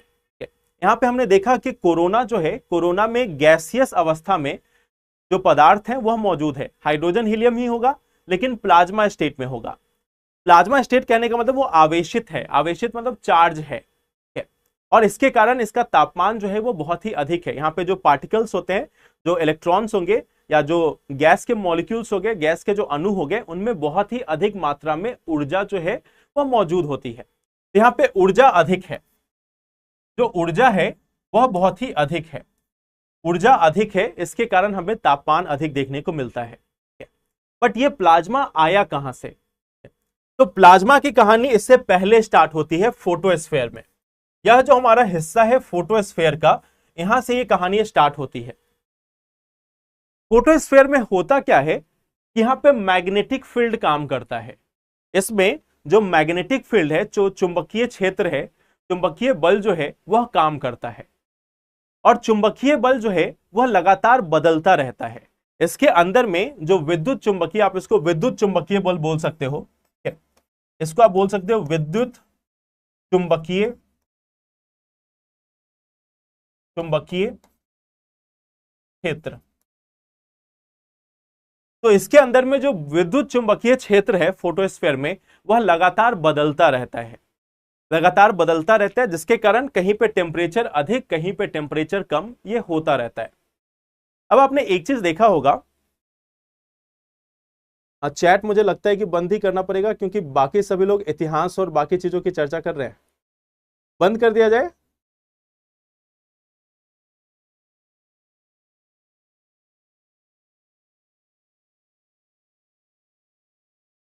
ग्रहण के समय क्यों दिखाई देता है वो अभी मैं आपको बताता हूं।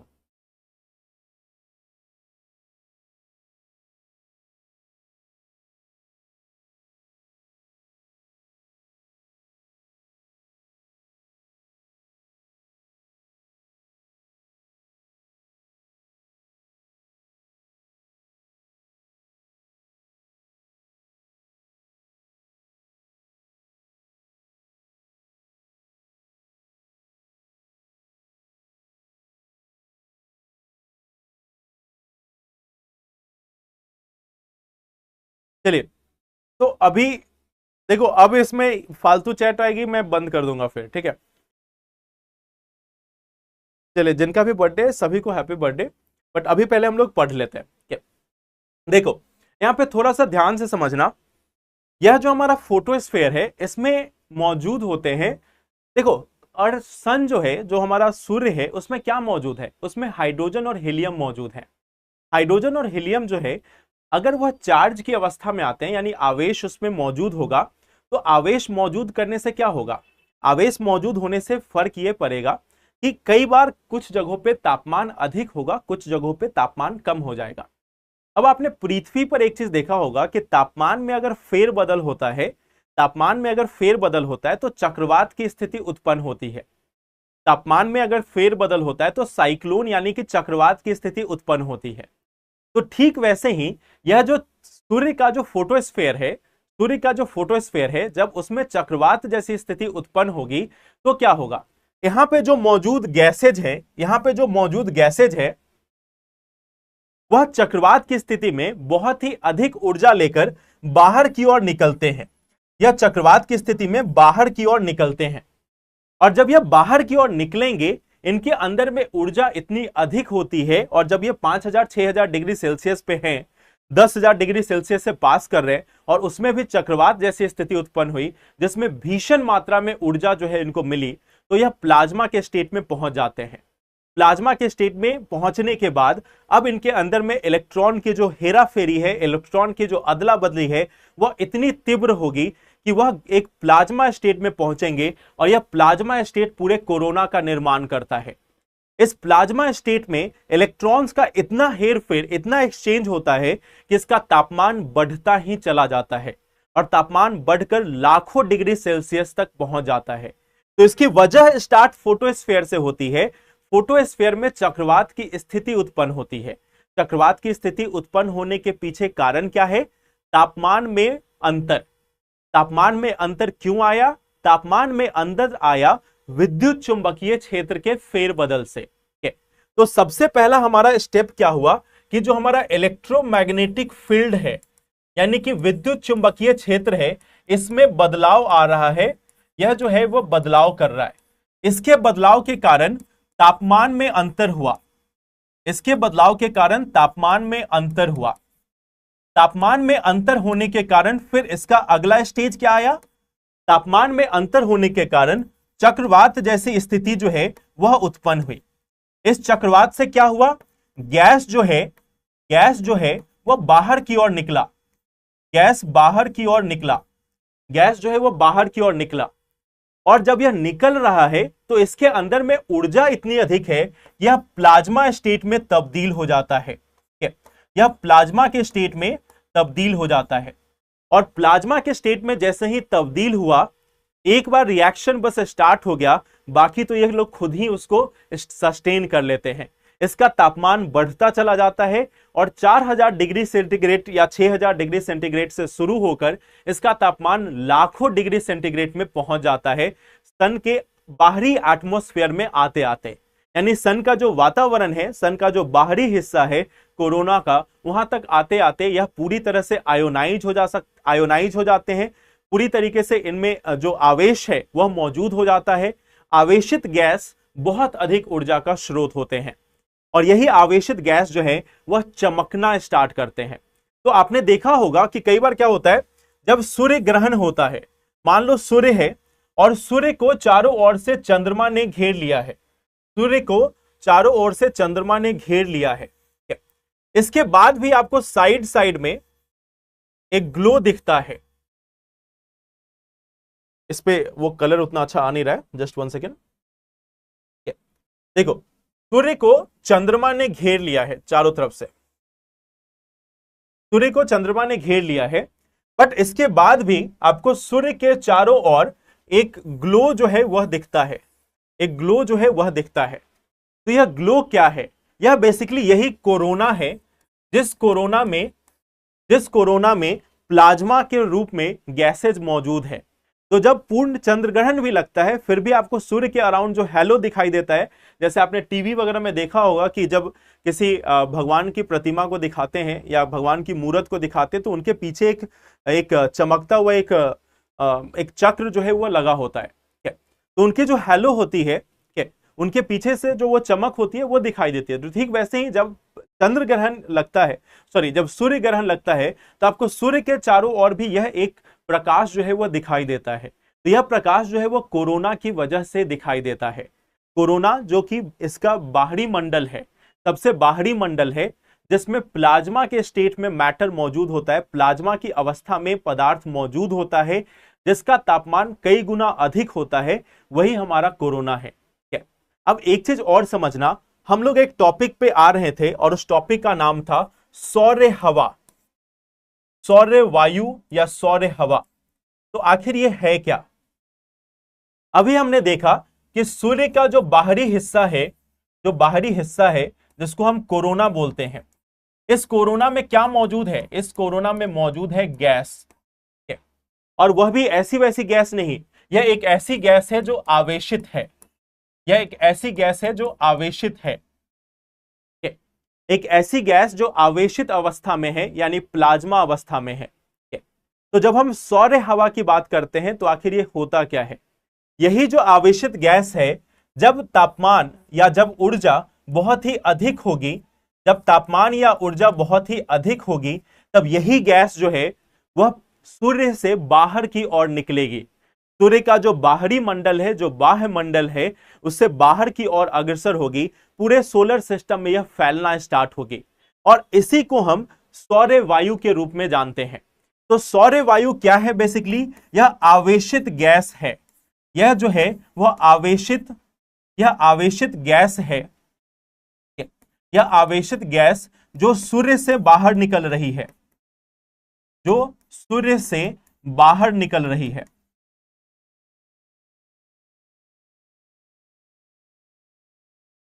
जो सूर्य से बाहर निकल रही है।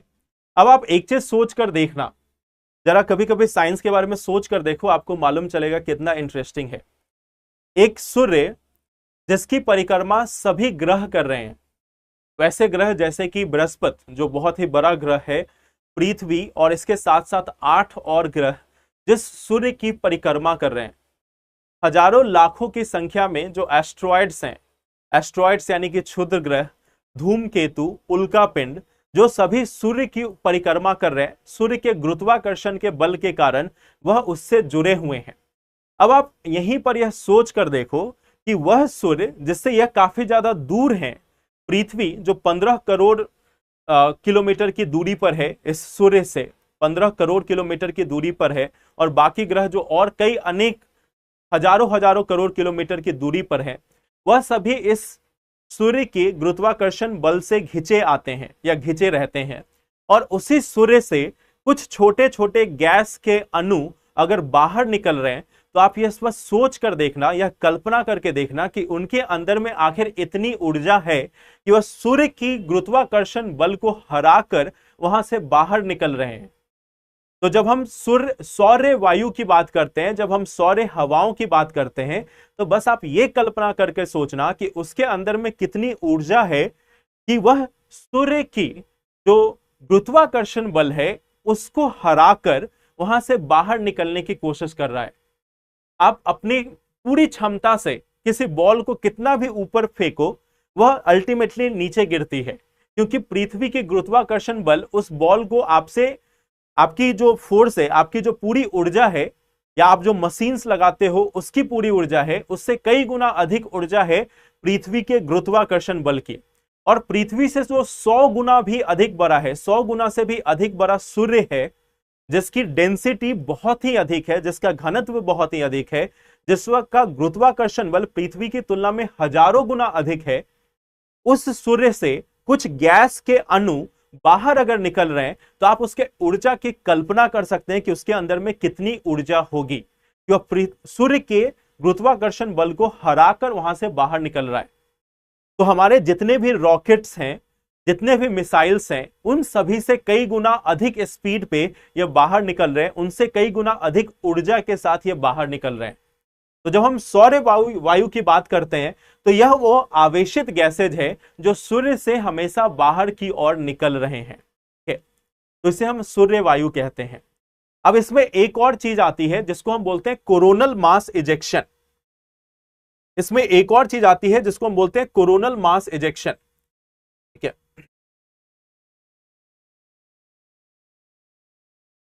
सौर पवन हमने देखा, इसके बाद हमें एक और चीज देखना है जो जो कहलाती है कोरोनल मास इजेक्शन। एक सेकंड रुक जाओ। देखो ये हमारा सूर्य का एक फोटो है, ये हमारा सन का एक फोटो है। अब आपने देखा होगा कि यहां पे कुछ काले धब्बे जो है वो आपको नजर आ रहे हैं। ये जो काले धब्बे आपको यहां पे नजर आ रहे हैं, ये जो ब्लैक स्पॉट्स आपको नजर आ रहे हैं, यहां पे आपको काले धब्बे नजर आ रहे होंगे। तो आखिर ये काले धब्बे हैं क्या? ये जो सूर्य के ऊपर जो सन स्पॉट बोला जाता है, जो काले धब्बे हैं, सूर्य के ऊपर जो काले धब्बे आपको दिख रहे हैं, आखिर ये है क्या?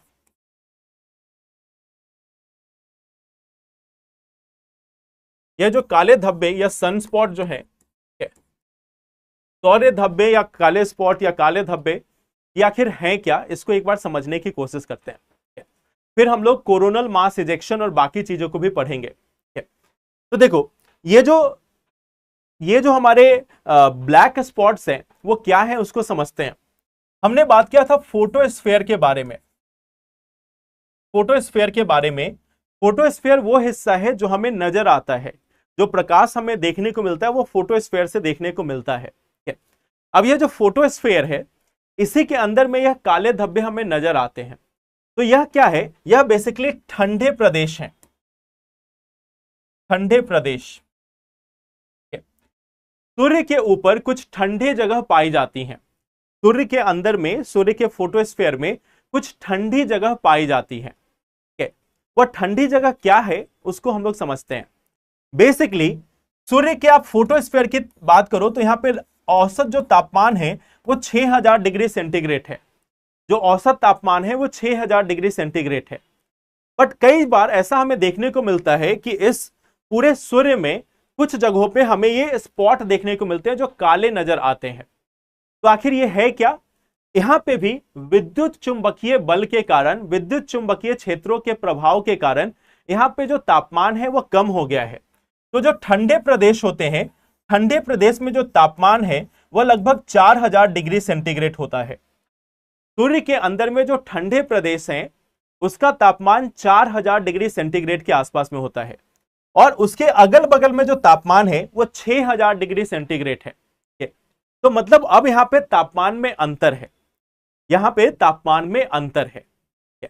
अब ये देखो अब क्या होगा यहां पे कि मान लो नॉर्मली क्या है, नॉर्मली थोड़ा बहुत अंतर पड़ता रहता है, थोड़ा बहुत कभी चक्रवात की स्थिति उत्पन्न होती रहती है, थोड़ी बहुत चक्रवात की स्थिति उत्पन्न होती रहती है।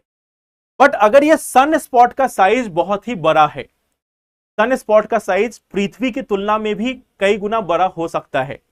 जो बड़े सन स्पॉट्स हैं उनकी जो डायमीटर है वो लाख किलोमीटर के आसपास में हो सकती है।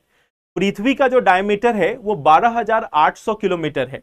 जो सूर्य के ऊपर में यह जो ब्लैक स्पॉट नजर आ रहे हैं, कुछ की जो लंबाई है वो 1 लाख किलोमीटर से भी अधिक की हो सकती है।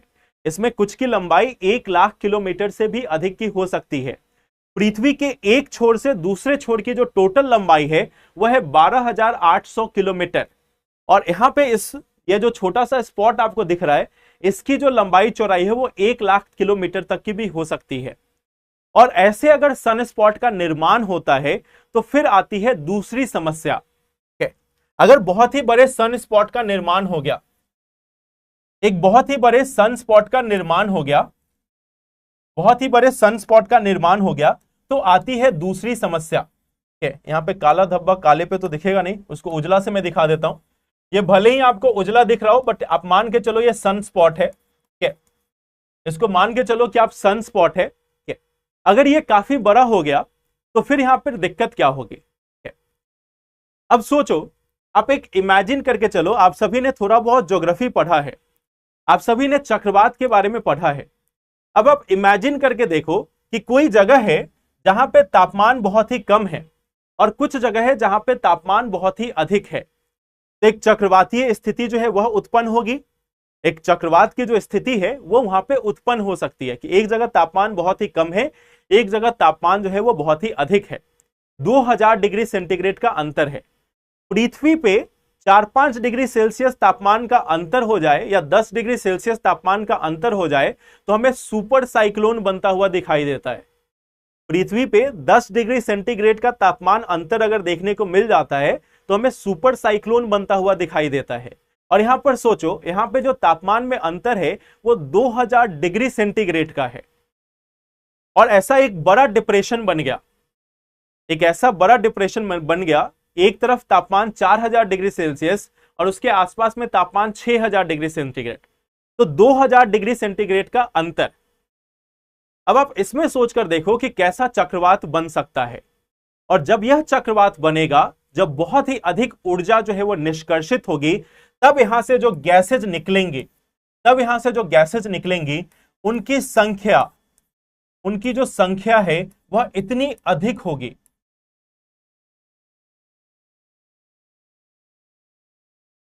तब यहां से जो संख्या होगी, तब जो यह आवेशित कण निकल रहे थे, यह जो आवेशित कण निकल रहे थे, यह जो आवेशित कण निकल रहे थे, आवेशित कण, इनकी जो मात्रा है, इनकी जो मात्रा है, इनकी मात्रा जो है वो बहुत ही अधिक होगी, तब इनकी मात्रा बहुत ही अधिक होगी। अब देखो, ये जो बाहरी पार्ट है उसको हम क्या बोलते हैं? कोरोना। और जब बहुत ही अधिक मात्रा में निकल रही है तो उसको बोलते हैं मास। तो इसका नाम पड़ता है कोरोनल मास इजेक्शन। हिंदी में भी कई बार ये आपको कोरोनल मास इजेक्शन के रूप में ही लिखा हुआ मिलता है कि कोरोना से बहुत ही अधिक मात्रा में जो आवेशित कण है वह बाहर की ओर निकलते हैं। तो कोरोनल मास इजेक्शन जो है वो बेसिकली है क्या कि वैसे तो नॉर्मल सूर्य की हवा ही है, यह भी सौर्य पवन या सौर्य वायु है, यह भी एक प्रकार की सौर्य वायु है, सौर्य वायु है। लेकिन अंतर क्या है कि अब की बार जो सौर्य वायु निकली है उसकी जो मात्रा है वो बहुत ही अधिक है, उसकी मात्रा जो है वो बहुत ही अधिक है और उस केस में हम कोरोनल मास इजेक्शन का नाम दे देते हैं। कई बार इससे भी बहुत ही अधिक मात्रा में हो तो उसको हम सौर्य सुनामी के रूप में भी जानते हैं। सौर्य सुनामी, सौर्य सुनामी जब इसकी मात्रा बहुत ही अधिक हो, मीन्स सुनामी की तरह, जैसे हमारे यहां बाढ़ आती है तो बाढ़ का जो सबसे बड़ा रूप है उसको हम सुनामी के रूप में जानते हैं। तो कोई बहुत बड़ा चक्रवात अगर इस सूरज के अंदर बना है तो उस केस में जब और भी अधिक मात्रा में जो आवेशित कण है वो बाहर की ओर निकलेंगे तो उसको हम सौर्य सुनामी का नाम देते हैं। तो पहले आती है सौर्य हवा या सौर्य पवन, फिर आता है कोरोनल मास इजेक्शन जब बहुत अधिक मात्रा में आवेशित कण सूर्य से बाहर की ओर निकल रहे हो, और फिर आती है सौर्य सुनामी।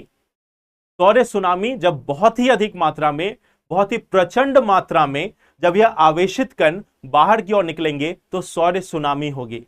और जब सौर्य सुनामी होगी तो पृथ्वी के आसपास के जितने कृत्रिम उपग्रह हैं वह सभी नष्ट होते जाएंगे।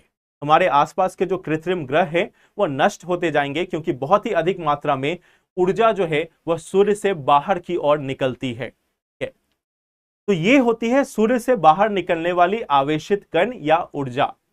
एक तो हमें लाइट है जो सन से लगातार मिलती है, बट उस लाइट के अलावा यह आवेशित कण जो है उनका पूरे ब्रह्मांड में विस्तार हो रहा है, वह पूरे ब्रह्मांड में फैल रही है।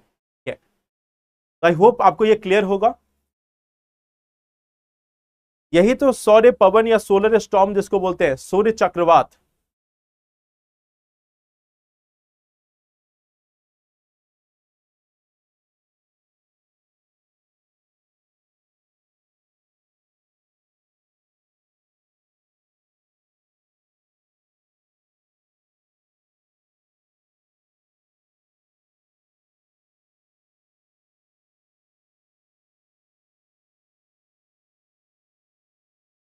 हाँ, सौर सुनामी का इफेक्ट क्या होगा, देखो अब आप ये मान के चलो कि मान लो ये हमारा सूर्य है, ये हमारी पृथ्वी है, तो सौर हवाएं जब पृथ्वी की ओर आती हैं, तो सौर हवाएं जब पृथ्वी की ओर आती हैं, तो अगर ये पृथ्वी पे पहुंच जाए निर्विरोध, यानी इनका किसी और से सामना ना हो और यह निर्विरोध तरीके से पृथ्वी की वातावरण में पहुंच जाए या पृथ्वी के ऊपर पहुंच जाए, तो फिर ऐसा नहीं कि हमारे मानवों पर कोई प्रभाव पड़ेगा या जो पशु पक्षी हैं उन पर कोई प्रभाव पड़ेगा।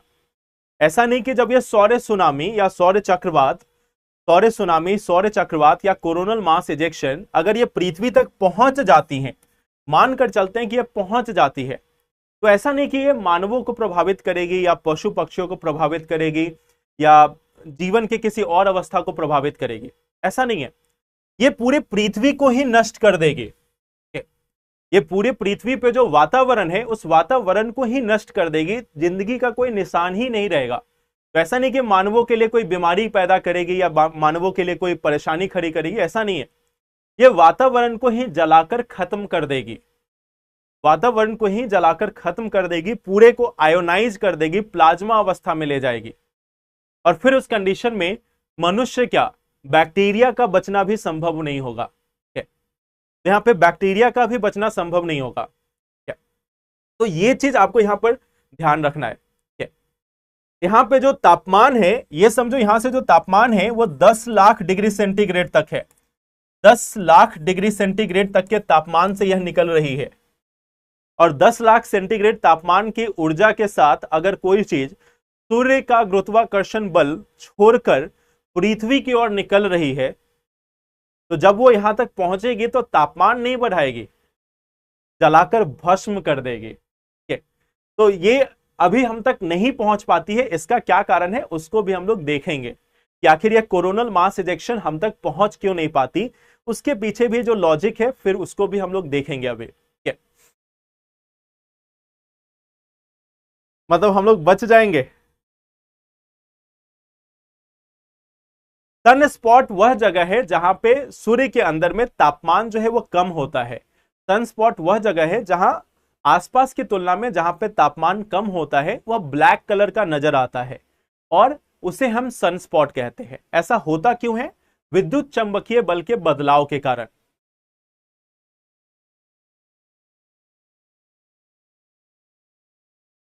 देखो ये सिंपल सी बात क्या है कि सूर्य में हमें देखने को मिला कि एक कोरोना होता है, बाहरी भाग। उस बाहरी भाग में जो आवेशित कण है वह कई बार उनके अंदर के ऊर्जा इतनी अधिक होती है, कई बार उनकी ऊर्जा अधिक होती है तो वह बाहर की ओर निकलते हैं। सूर्य की जो गुरुत्वाकर्षण बल है उसको छोड़कर बाहर की ओर निकलते हैं, और जब यह बाहर की ओर निकलते हैं तो इसको हम सौर वायु के रूप में जानते हैं, इसको हम सौर वायु के रूप में जानते हैं। जब यही बहुत ही अधिक मात्रा में हो तो उसको हम कोरोनल मास इजेक्शन के रूप में जानते हैं। तो फिर हम उसको कोरोनल मास इजेक्शन के रूप में जानते हैं, कोरोनल मास इजेक्शन के रूप में जानते हैं। और जब यही जो है वह प्रचंड मात्रा में हो, प्रचंड मात्रा में हो, तो फिर हम उसको सौर सुनामी के रूप में जान सकते हैं। इसको आप कई बार सौर चक्रवात के रूप में भी जान सकते हो। सौर चक्रवात जो है उसके रूप में भी इस कोरोनल मास इजेक्शन को जान सकते हो जब मात्रा अधिक हो गई हो। तो सौर वायु, सौर चक्रवात या कई बार सौर सुनामी। तो अभी तक जनरली जो हम फेस करते हैं वो है सौर वायु और सौर चक्रवात। सौर वायु और सौर चक्रवात परस्पर पृथ्वी के पास पहुंचती रहती है, बट वो पृथ्वी के अंदर नहीं आ पाती। उसके भी कारण है, क्या कारण है उसको हम लोग आगे देखेंगे। चलिए तो अब थोड़ा इसके आगे आते हैं। ये हमारा पहला चैप्टर था, वो था यूनिवर्स का। देखो यूनिवर्स में जो हमें एग्जाम के हिसाब से देखना था उसमें हमने क्या देखा कि ब्रह्मांड क्या होता है। सबसे पहले हमने देखा कि यह यूनिवर्स जो है वो क्या है। सबसे पहले हमने ये देखा कि ये क्या है।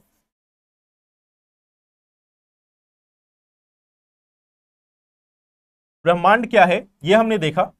उसके बाद हमने देखा कि इसमें जो आकाश गंगाएं होती है वह क्या है, आकाश गंगा क्या है। इसके बाद हमने देखा तारों के बारे में, तारा क्या है, ग्रह क्या है, क्षुद्र ग्रह क्या है, हमने बौना ग्रह जो है उसके बारे में भी देखा, बौना ग्रह जो है उसके बारे में भी देखा। इसके साथ साथ हमने देखा धूमकेतु के बारे में, धूमकेतु के बारे में। इसके साथ हमने देखा उल्का पिंड के बारे में, उल्का पिंड के बारे में। तो ये सारी चीजें देखनी। तारों में हमने पढ़ा सूर्य के बारे में, सूर्य के बारे में। और सूर्य में हमने जो सौर्य वायु, सौर्य चक्रवात,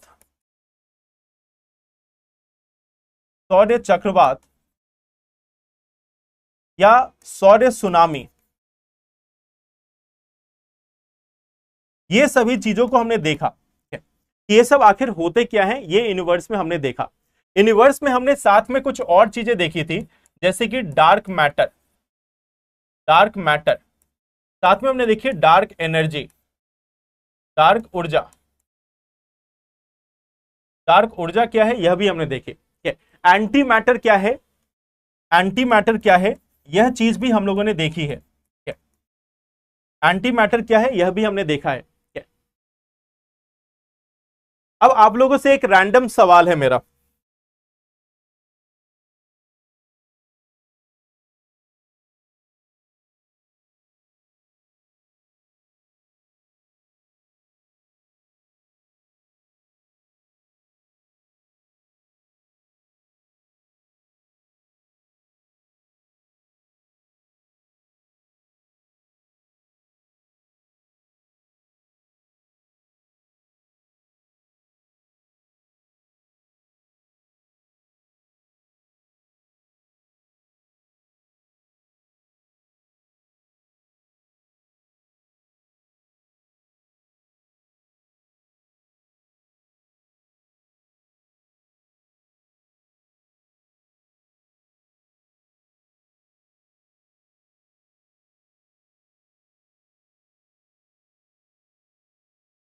देखो सवाल ये है कि हम लोगों ने ये देखा कि हमारे आसपास में डार्क मैटर, एंटी मैटर और डार्क ऊर्जा, यह तीनों चीजें पाई जाती हैं, जिसके बारे में मैंने आपको पिछले कक्षा में पढ़ाया भी था। तो अब मेरा सवाल ये है कि इसमें से कितनी ऐसी चीजें हैं जिसको मौजूदा प्रौद्योगिकी से लेकर, यानी कि हम मौजूदा जो टेक्नोलॉजी है इसकी मदद से, इसमें से कितने ऐसे पदार्थ हैं या कितनी ऐसी चीजें हैं, पदार्थ नहीं ऊर्जा भी, कौन सी ऐसी चीज है जिसका हम कितने, इसमें से कितनी ऐसी चीजें हैं जिसका हम पता लगा सकते हैं,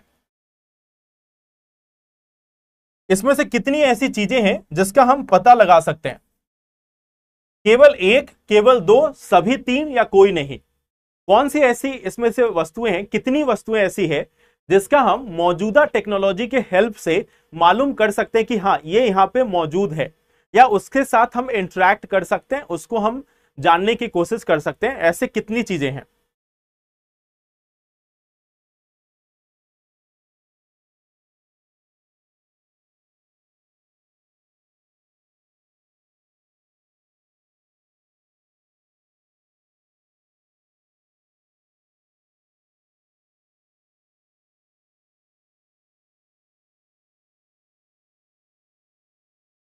कुछ लोगों का आंसर ए है, कुछ का बी भी है।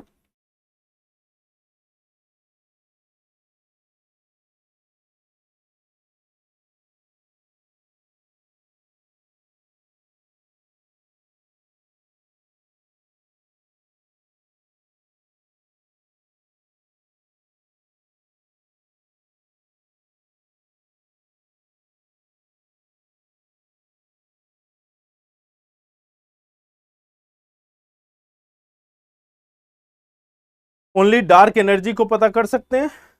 देखो यहां पे हम लोगों ने पढ़ा था कि डार्क मैटर और डार्क ऊर्जा, इनके बारे में हम बस अनुमान लगाते हैं, इनके बारे में हम सिर्फ अनुमान लगाते हैं।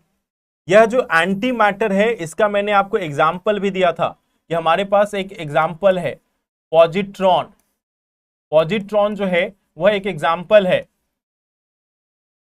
पॉजिट्रॉन जो है वह एक एग्जाम्पल है, जिसमें हमने देखा भी था कि इसका जो है वो हम पता कर सकते हैं कि पॉजिट्रॉन है। पॉजिट्रॉन के मास के बारे में भी हम जानते हैं। तो आज के समय में सिर्फ एंटी मैटर ऐसा है जिसकी हम मालूम कर सकते हैं। डार्क एनर्जी और डार्क मैटर के बारे में हम अनुमान लगाते हैं। तो टेक्नोलॉजी के हिसाब से हम सिर्फ एंटी मैटर को डिटेक्ट कर पाते हैं। डार्क मैटर, डार्क ऊर्जा जो है वो अनुमानित है, इसीलिए मैंने बोला था कि इसका नाम डार्क रखा गया है, क्योंकि अभी तक इसके बारे में हमें नॉलेज नहीं है। तो इस चीज का आपको याद रखना है, इसका हम अनुमान लगाते हैं, ये हमारे पास प्रमाण है। यह क्यों गायब हुआ इसको लेकर हमारे पास प्रमाण नहीं है, लेकिन है, कुछ मौजूद है, ये हमें मालूम है।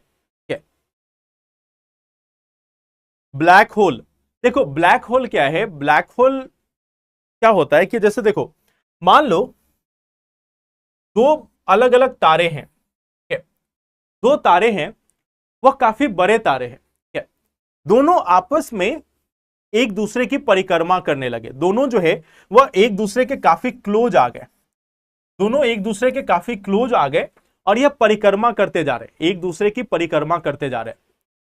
परिक्रमा करते करते बाद में एक ऐसी स्थिति आ गई जब ये आपस में कोलैप्स हो गए, आपस में जाकर मिल गए। अब जब ये मिलेंगे तो सोचो एक स्टार है, एक स्टार के पास ऑटोमेटिकली बहुत ही अधिक मात्रा में पदार्थ जो है वह होते हैं, इसकी जो गुरुत्वाकर्षण बल है वो ऑटोमेटिकली बहुत ही अधिक है।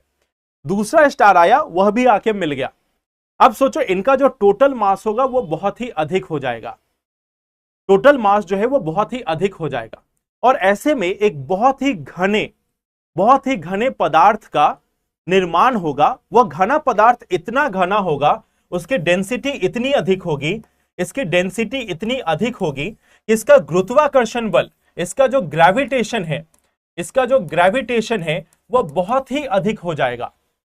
इतना अधिक हो जाएगा कि इससे जो प्रकाश निकल रही है वह प्रकाश भी इससे बाहर नहीं आ पाएगी, यह जो प्रकाश है वह भी इससे बाहर नहीं निकल पाएगी। और फिर हम बोलते हैं कि यह ब्लैक होल बन चुका है। यह अपनी ओर सभी चीजों को आकर्षित करने लगता है, सभी जो चीजें हैं वह इसकी ओर आकर्षित होने लगती है। तो इसी को हम ब्लैक होल बोलते हैं। अब आप ये सोचकर देखो, हमारे पूरे ब्रह्मांड में कई सारे ब्लैक होल हैं, हमारे पूरे ब्रह्मांड में कई सारे ब्लैक होल हैं। और इन ब्लैक होल की एक टेंडेंसी होती है, इनकी एक क्षमता होती है, इनका एक गुण होता है कि यह सभी वस्तुओं को अपनी ओर आकर्षित करते हैं। लाइट जिस पे हम कंट्रोल नहीं कर सकते, उस लाइट को तक यह बाहर नहीं निकलने देता। अब सोचो कोई एक वस्तु रखी हुई है, उस वस्तु का इतना प्रभाव है कि वह यहां से निकलने वाली लाइट तक को वापस खींच ले रही है कि नहीं, तुम भी बाहर नहीं जा सकते। मैटर तो दूर की बात है, जैसे हम पृथ्वी पे किसी चीज को ऊपर फेंकते तो वो नीचे आती है, लेकिन आप सोचो पृथ्वी से लाइट निकल रही है और उस लाइट को वापस खींच ले, वह हमारा बनता है ब्लैक होल। तो ब्लैक होल एक ऐसी स्थिति है हमारे ब्रह्मांड में जहां पर सभी चीजें उसकी ओर आकर्षित होती है, लाइट भी उसकी ओर आकर्षित होती है। अब आपके मन में यह सवाल जरूर उठना चाहिए कि जब हमारे ब्रह्मांड में, जब हमारे यूनिवर्स में ऐसे ब्लैक होल्स हैं, हमारे ब्रह्मांड में ऐसे हजारों की संख्या में ब्लैक होल्स हैं, तो फिर यह ब्रह्मांड में बाकी वस्तुएं कर क्या रही हैं? क्या वह उस ब्लैक होल से आकर्षित नहीं हो रही है? क्या वो उस ब्लैक होल की तरफ नहीं बढ़ रही है? आंसर है बढ़ भी रही है और नहीं भी बढ़ रही है। आंसर इज कि वो बढ़ भी रही हैं और साथ ही नहीं भी बढ़ रही हैं। तो ऐसा है क्यों? और उसी के पीछे का कॉन्सेप्ट है डार्क एनर्जी। उसी के पीछे का कॉन्सेप्ट है डार्क एनर्जी, क्योंकि हम सभी ने पढ़ा कि अगर ब्लैक होल है, ब्लैक होल में जितने भी इसके आसपास के तारे और ग्रह हैं, सभी को इस ब्लैक होल में जाकर समा जाना चाहिए था। इस पूरे ब्रह्मांड में जितनी भी चीजें हैं उनको ब्लैक होल में समा जाना चाहिए था और बड़े ब्लैक होल का निर्माण होना चाहिए था। और हर एक चीज जो एग्जिस्ट करती है वो खत्म हो जानी चाहिए थी। हर एक तारे, हर एक ग्रह, हर एक क्षुद्र ग्रह, हर एक धूमकेतु जो एग्जिस्ट करता है उसको खत्म हो जाना चाहिए था। उन सभी को ब्लैक होल के फॉर्म में अंदर चले जाना चाहिए था, एक बहुत ही सघन पदार्थ के रूप में। इवन ऊर्जा जो है वह भी खत्म हो जानी चाहिए थी। लेकिन इन सभी के बावजूद हम क्या देख रहे हैं कि ऐसा नहीं होता। क्यों नहीं होता? उसी के पीछे का कॉन्सेप्ट है dark energy.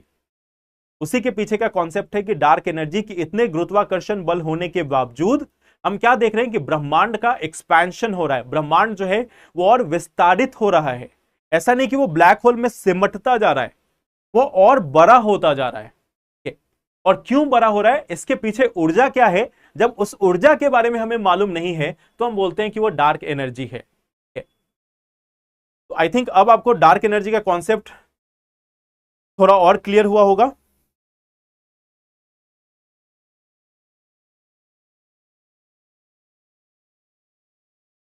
Black hole Galaxy के सेंटर में होता है, ब्लैक होल बाकी जगहों पे भी होता है, जरूरी नहीं कि सिर्फ सेंटर में हो, और भी जगहों पे हो सकता है।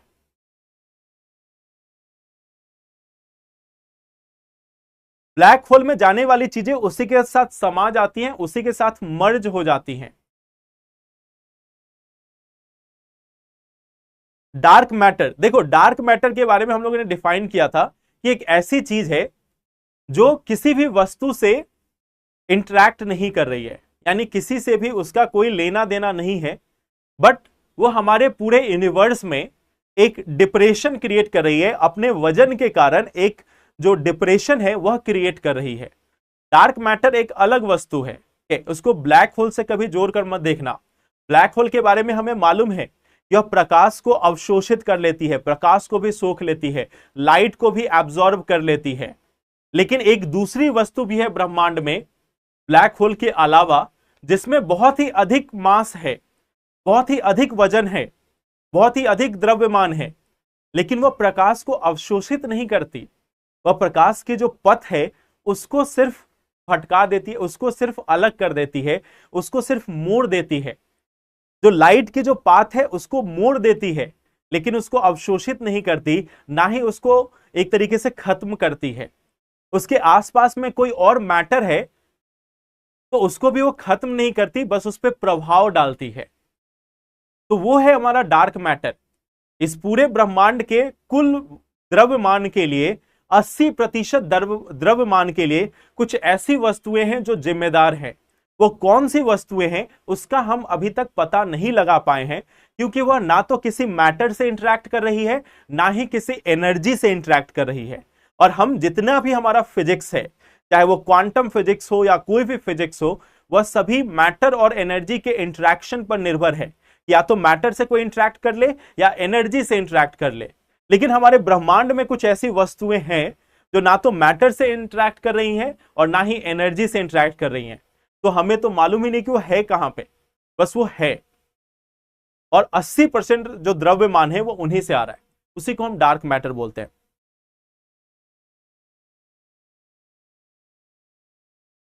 आई थिंक आपको क्लियर है अब।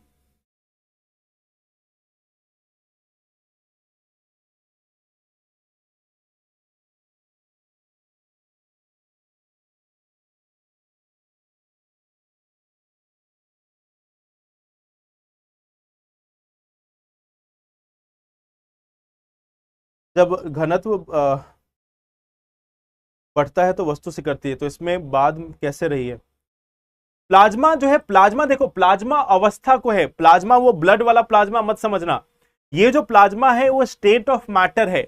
यानी कि जैसे पदार्थ की 3 अवस्था आपने पढ़ी है कि एक अवस्था होती है सॉलिड, एक होती है लिक्विड और एक होती है गैस, यानी कि ठोस, तरल और गैसीय अवस्था। 3 अवस्थाएं आपने पढ़ी है, ठोस, तरल और गैसीय अवस्था। तो ठीक वैसे ही एक चौथी अवस्था है जिसको प्लाज्मा अवस्था कहा जाता है। प्लाज्मा अवस्था एक ऐसी अवस्था है जिसमें वैसे तो गैस की तरह है, लेकिन यह सिर्फ गैस नहीं है। यह गैस जो है वो आवेशित गैस है। तो जब आवेशित गैस मौजूद होती है तो उसको हम पदार्थ की चौथी अवस्था कहते हैं, जिसको प्लाज्मा के रूप में जाना जाता है। तो ब्लड के प्लाज्मा को उसमें जोड़कर मत देखना, यह प्लाज्मा अलग है, यह मैटर के अवस्था को बताता है। वहां पे जो प्लाज्मा है वह एक वस्तु का नाम दिया गया है। प्लाज्मा एक लिक्विड है जो हमारे ब्लड के अंदर होता है, वो प्लाज्मा अलग है, वो बायोलॉजी का प्लाज्मा है। यह प्लाज्मा अलग है, यह फिजिक्स का प्लाज्मा है, यह यूनिवर्स का प्लाज्मा स्टेट है या केमिस्ट्री का है। एक प्लाज्मा है जो स्टेट ऑफ मैटर है, एक जो प्लाज्मा है वो मैटर की अवस्था है, स्टेट ऑफ मैटर, यानी कि पदार्थ की अवस्था, पदार्थ की अवस्था। और एक प्लाज्मा है जो आपका ब्लड का पार्ट है, यानी रक्त का रक्त का हिस्सा, रक्त का हिस्सा दोनों अलग है, यह दोनों जो है वो अलग है, they are not same, not same, दोनों अलग है, दोनों जो प्लाज्मा है वो अलग है, इसको आप याद रखना। यह द्रवीय प्लाज्मा है, यह द्रवीय है, यह तरल अवस्था में पाई जाती है।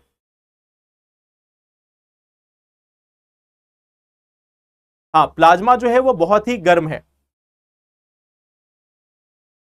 एंटी मैटर की अगर हम लोग बात करें, देखो कितने स्पॉट साइकिल कर चुके हैं, देखो उसको हम आते हैं, वो 11 साल का साइकिल होता है, अभी एक्टिव फेज चल रहा है।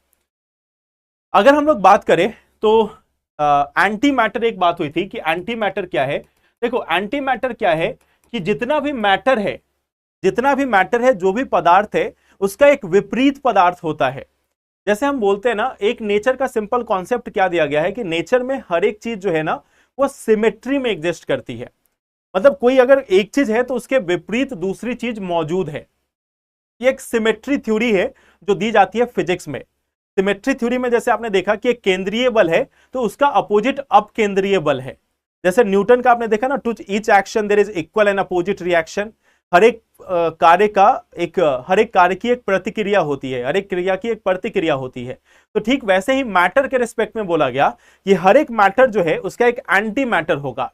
और एंटी मैटर किस रूप में होगा कि मान लो जैसे कि इलेक्ट्रॉन है, तो इलेक्ट्रॉन के ऊपर में एक ऋणात्मक आवेश है, तो उसी की जगह दूसरा एक है जिसको हम नाम देते हैं पॉजिट्रॉन का। प्रोटॉन नहीं, प्रोटॉन जो है वो अलग है।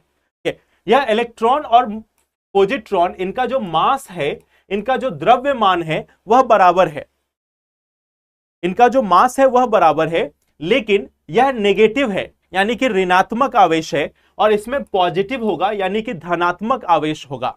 एक पॉजिटिव एक नेगेटिव, दोनों का मास सेम है, तो इसको हम एंटी मैटर बोलते हैं। अब पॉजिट्रॉन को हम अलग कर सकते हैं, पॉजिट्रॉन को हम आसानी से पहचान सकते हैं।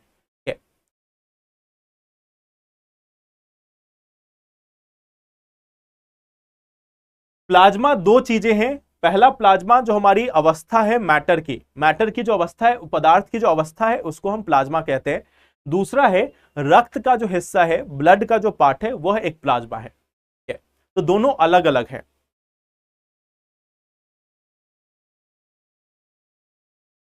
देखो ज्वालामुखी से प्लाज्मा स्टेट में गैसेज निकल सकती हैं, ज्वालामुखी से प्लाज्मा के स्टेट में गैसेज निकल सकती हैं, तो वो ये पदार्थ की अवस्था वाली प्लाज्मा की बात होती है।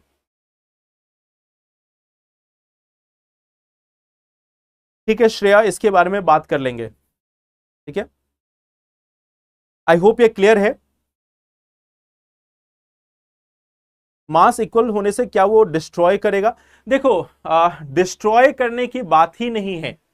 अच्छा एक चीज समझना, ऐसा नहीं कि मैटर और एंटी मैटर जो है इनके बीच में कोई लड़ाई है, इनके बीच में लड़ाई नहीं है, ये बस एक दूसरे के विपरीत हैं। ये जो है वो बस एक दूसरे के विपरीत है, ऐसा नहीं कि वो एक दूसरे को नष्ट कर रहे हैं, वह एक दूसरे के विपरीत हैं।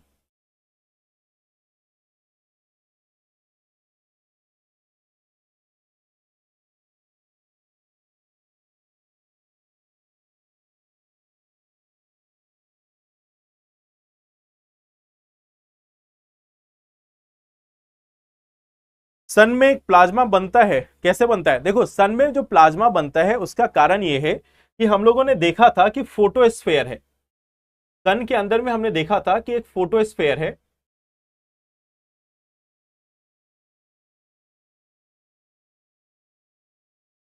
एक सेकेंड, सन में प्लाज्मा कैसे बनता है वो मैंने आपको यहां पे बताया था, चलो मैं फिर से ही बता दे रहा हूं कि आखिर प्लाज्मा ये बनता कैसे है।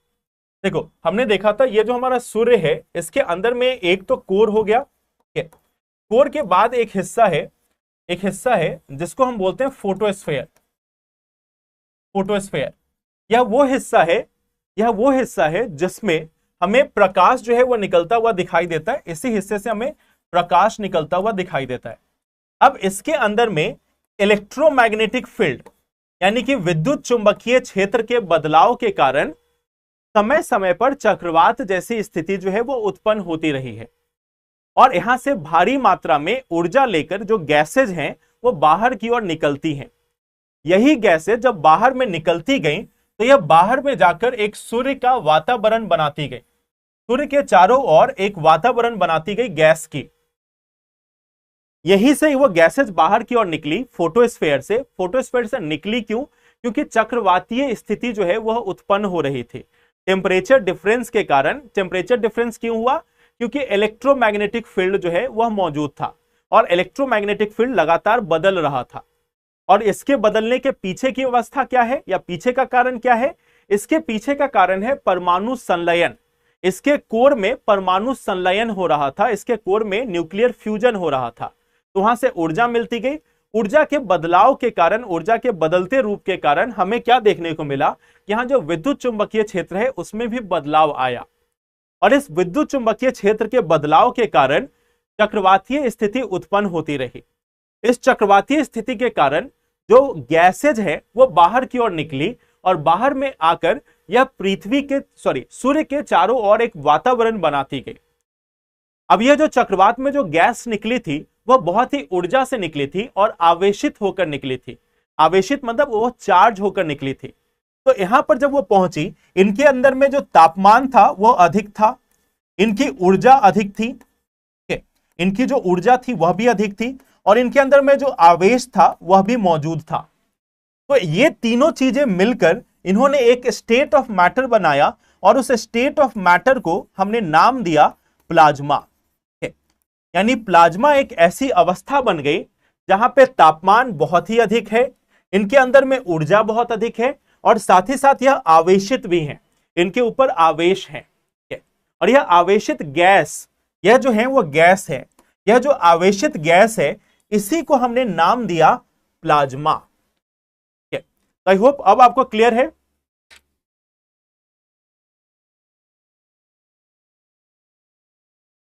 आई होप अब आपको क्लियर है।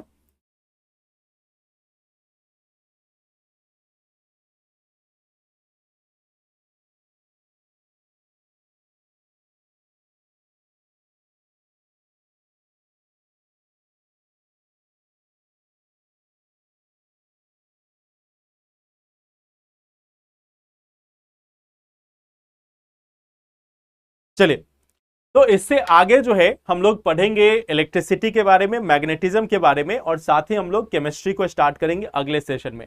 अगली बार जो सेशन होगा आई होप मोस्ट प्रोबेबली अगले संडे को ही होगा या सैटरडे को होगा। तो उसमें हम लोग लगभग 4 घंटे की क्लास करेंगे ब्रेक के साथ। 2 घंटे, उसके बाद कुछ ब्रेक ले लेंगे 15-20 मिनट का, आधे घंटे का, और फिर हम लोग केमिस्ट्री का पोर्शन देखेंगे। तो अगले सेशन में आप लगभग 4 घंटे के लिए तैयार रहना। पहले से मैं आपको 1 वीक पहले से सूचित कर रहा हूं कि जितना भी खाने पीने का इंतजाम करना है, पार्ले जी या फिर जो भी आपको खाना है वो खाना पहले से लेकर बैठना। अगले सेशन में जब हम लोग बैठेंगे तो हम लोग 4 घंटे का सेशन रखेंगे, ठीक है? तो पहले से खाना पीना खा के बैठना, ठीक है? सूर्य भी ब्लैक होल में परिवर्तित हो सकता है। देखो, ये तो तब हो सकता है जब सूर्य किसी और ग्रह से टकराएगा, नहीं तो वो बौना ग्रह बनकर ड्वार्फ स्टार बनकर रह जाएगा।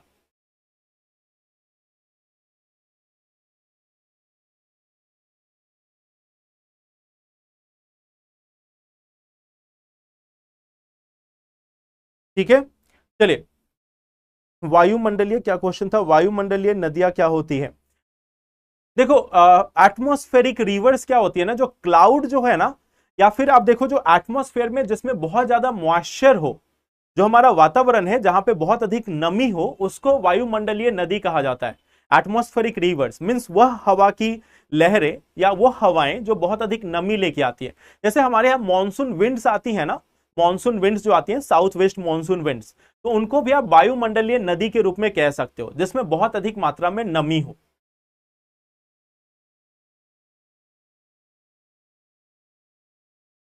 डिजास्टर मैनेजमेंट की क्लास ले लो, ठीक है। राजीव, जिन्होंने भी बोला है मैं एक बार बात करता हूं और फिर आपके उसको अनुसार आपको बता दिया जाएगा, ठीक है? बैच की वैलिडिटी, अच्छा एक चीज बताओ, बैच की वैलिडिटी के लिए आपको एक बार संपर्क करना पड़ेगा ना, बैच की वैलिडिटी के लिए आपको एक बार कांटेक्ट करना पड़ेगा एडमिनिस्ट्रेशन में, ठीक है? फिजिक्स में 2 चैप्टर और बचे हुए हैं, इलेक्ट्रोमैग्नेटिक और इलेक्ट्रिक और मैग्नेटिक।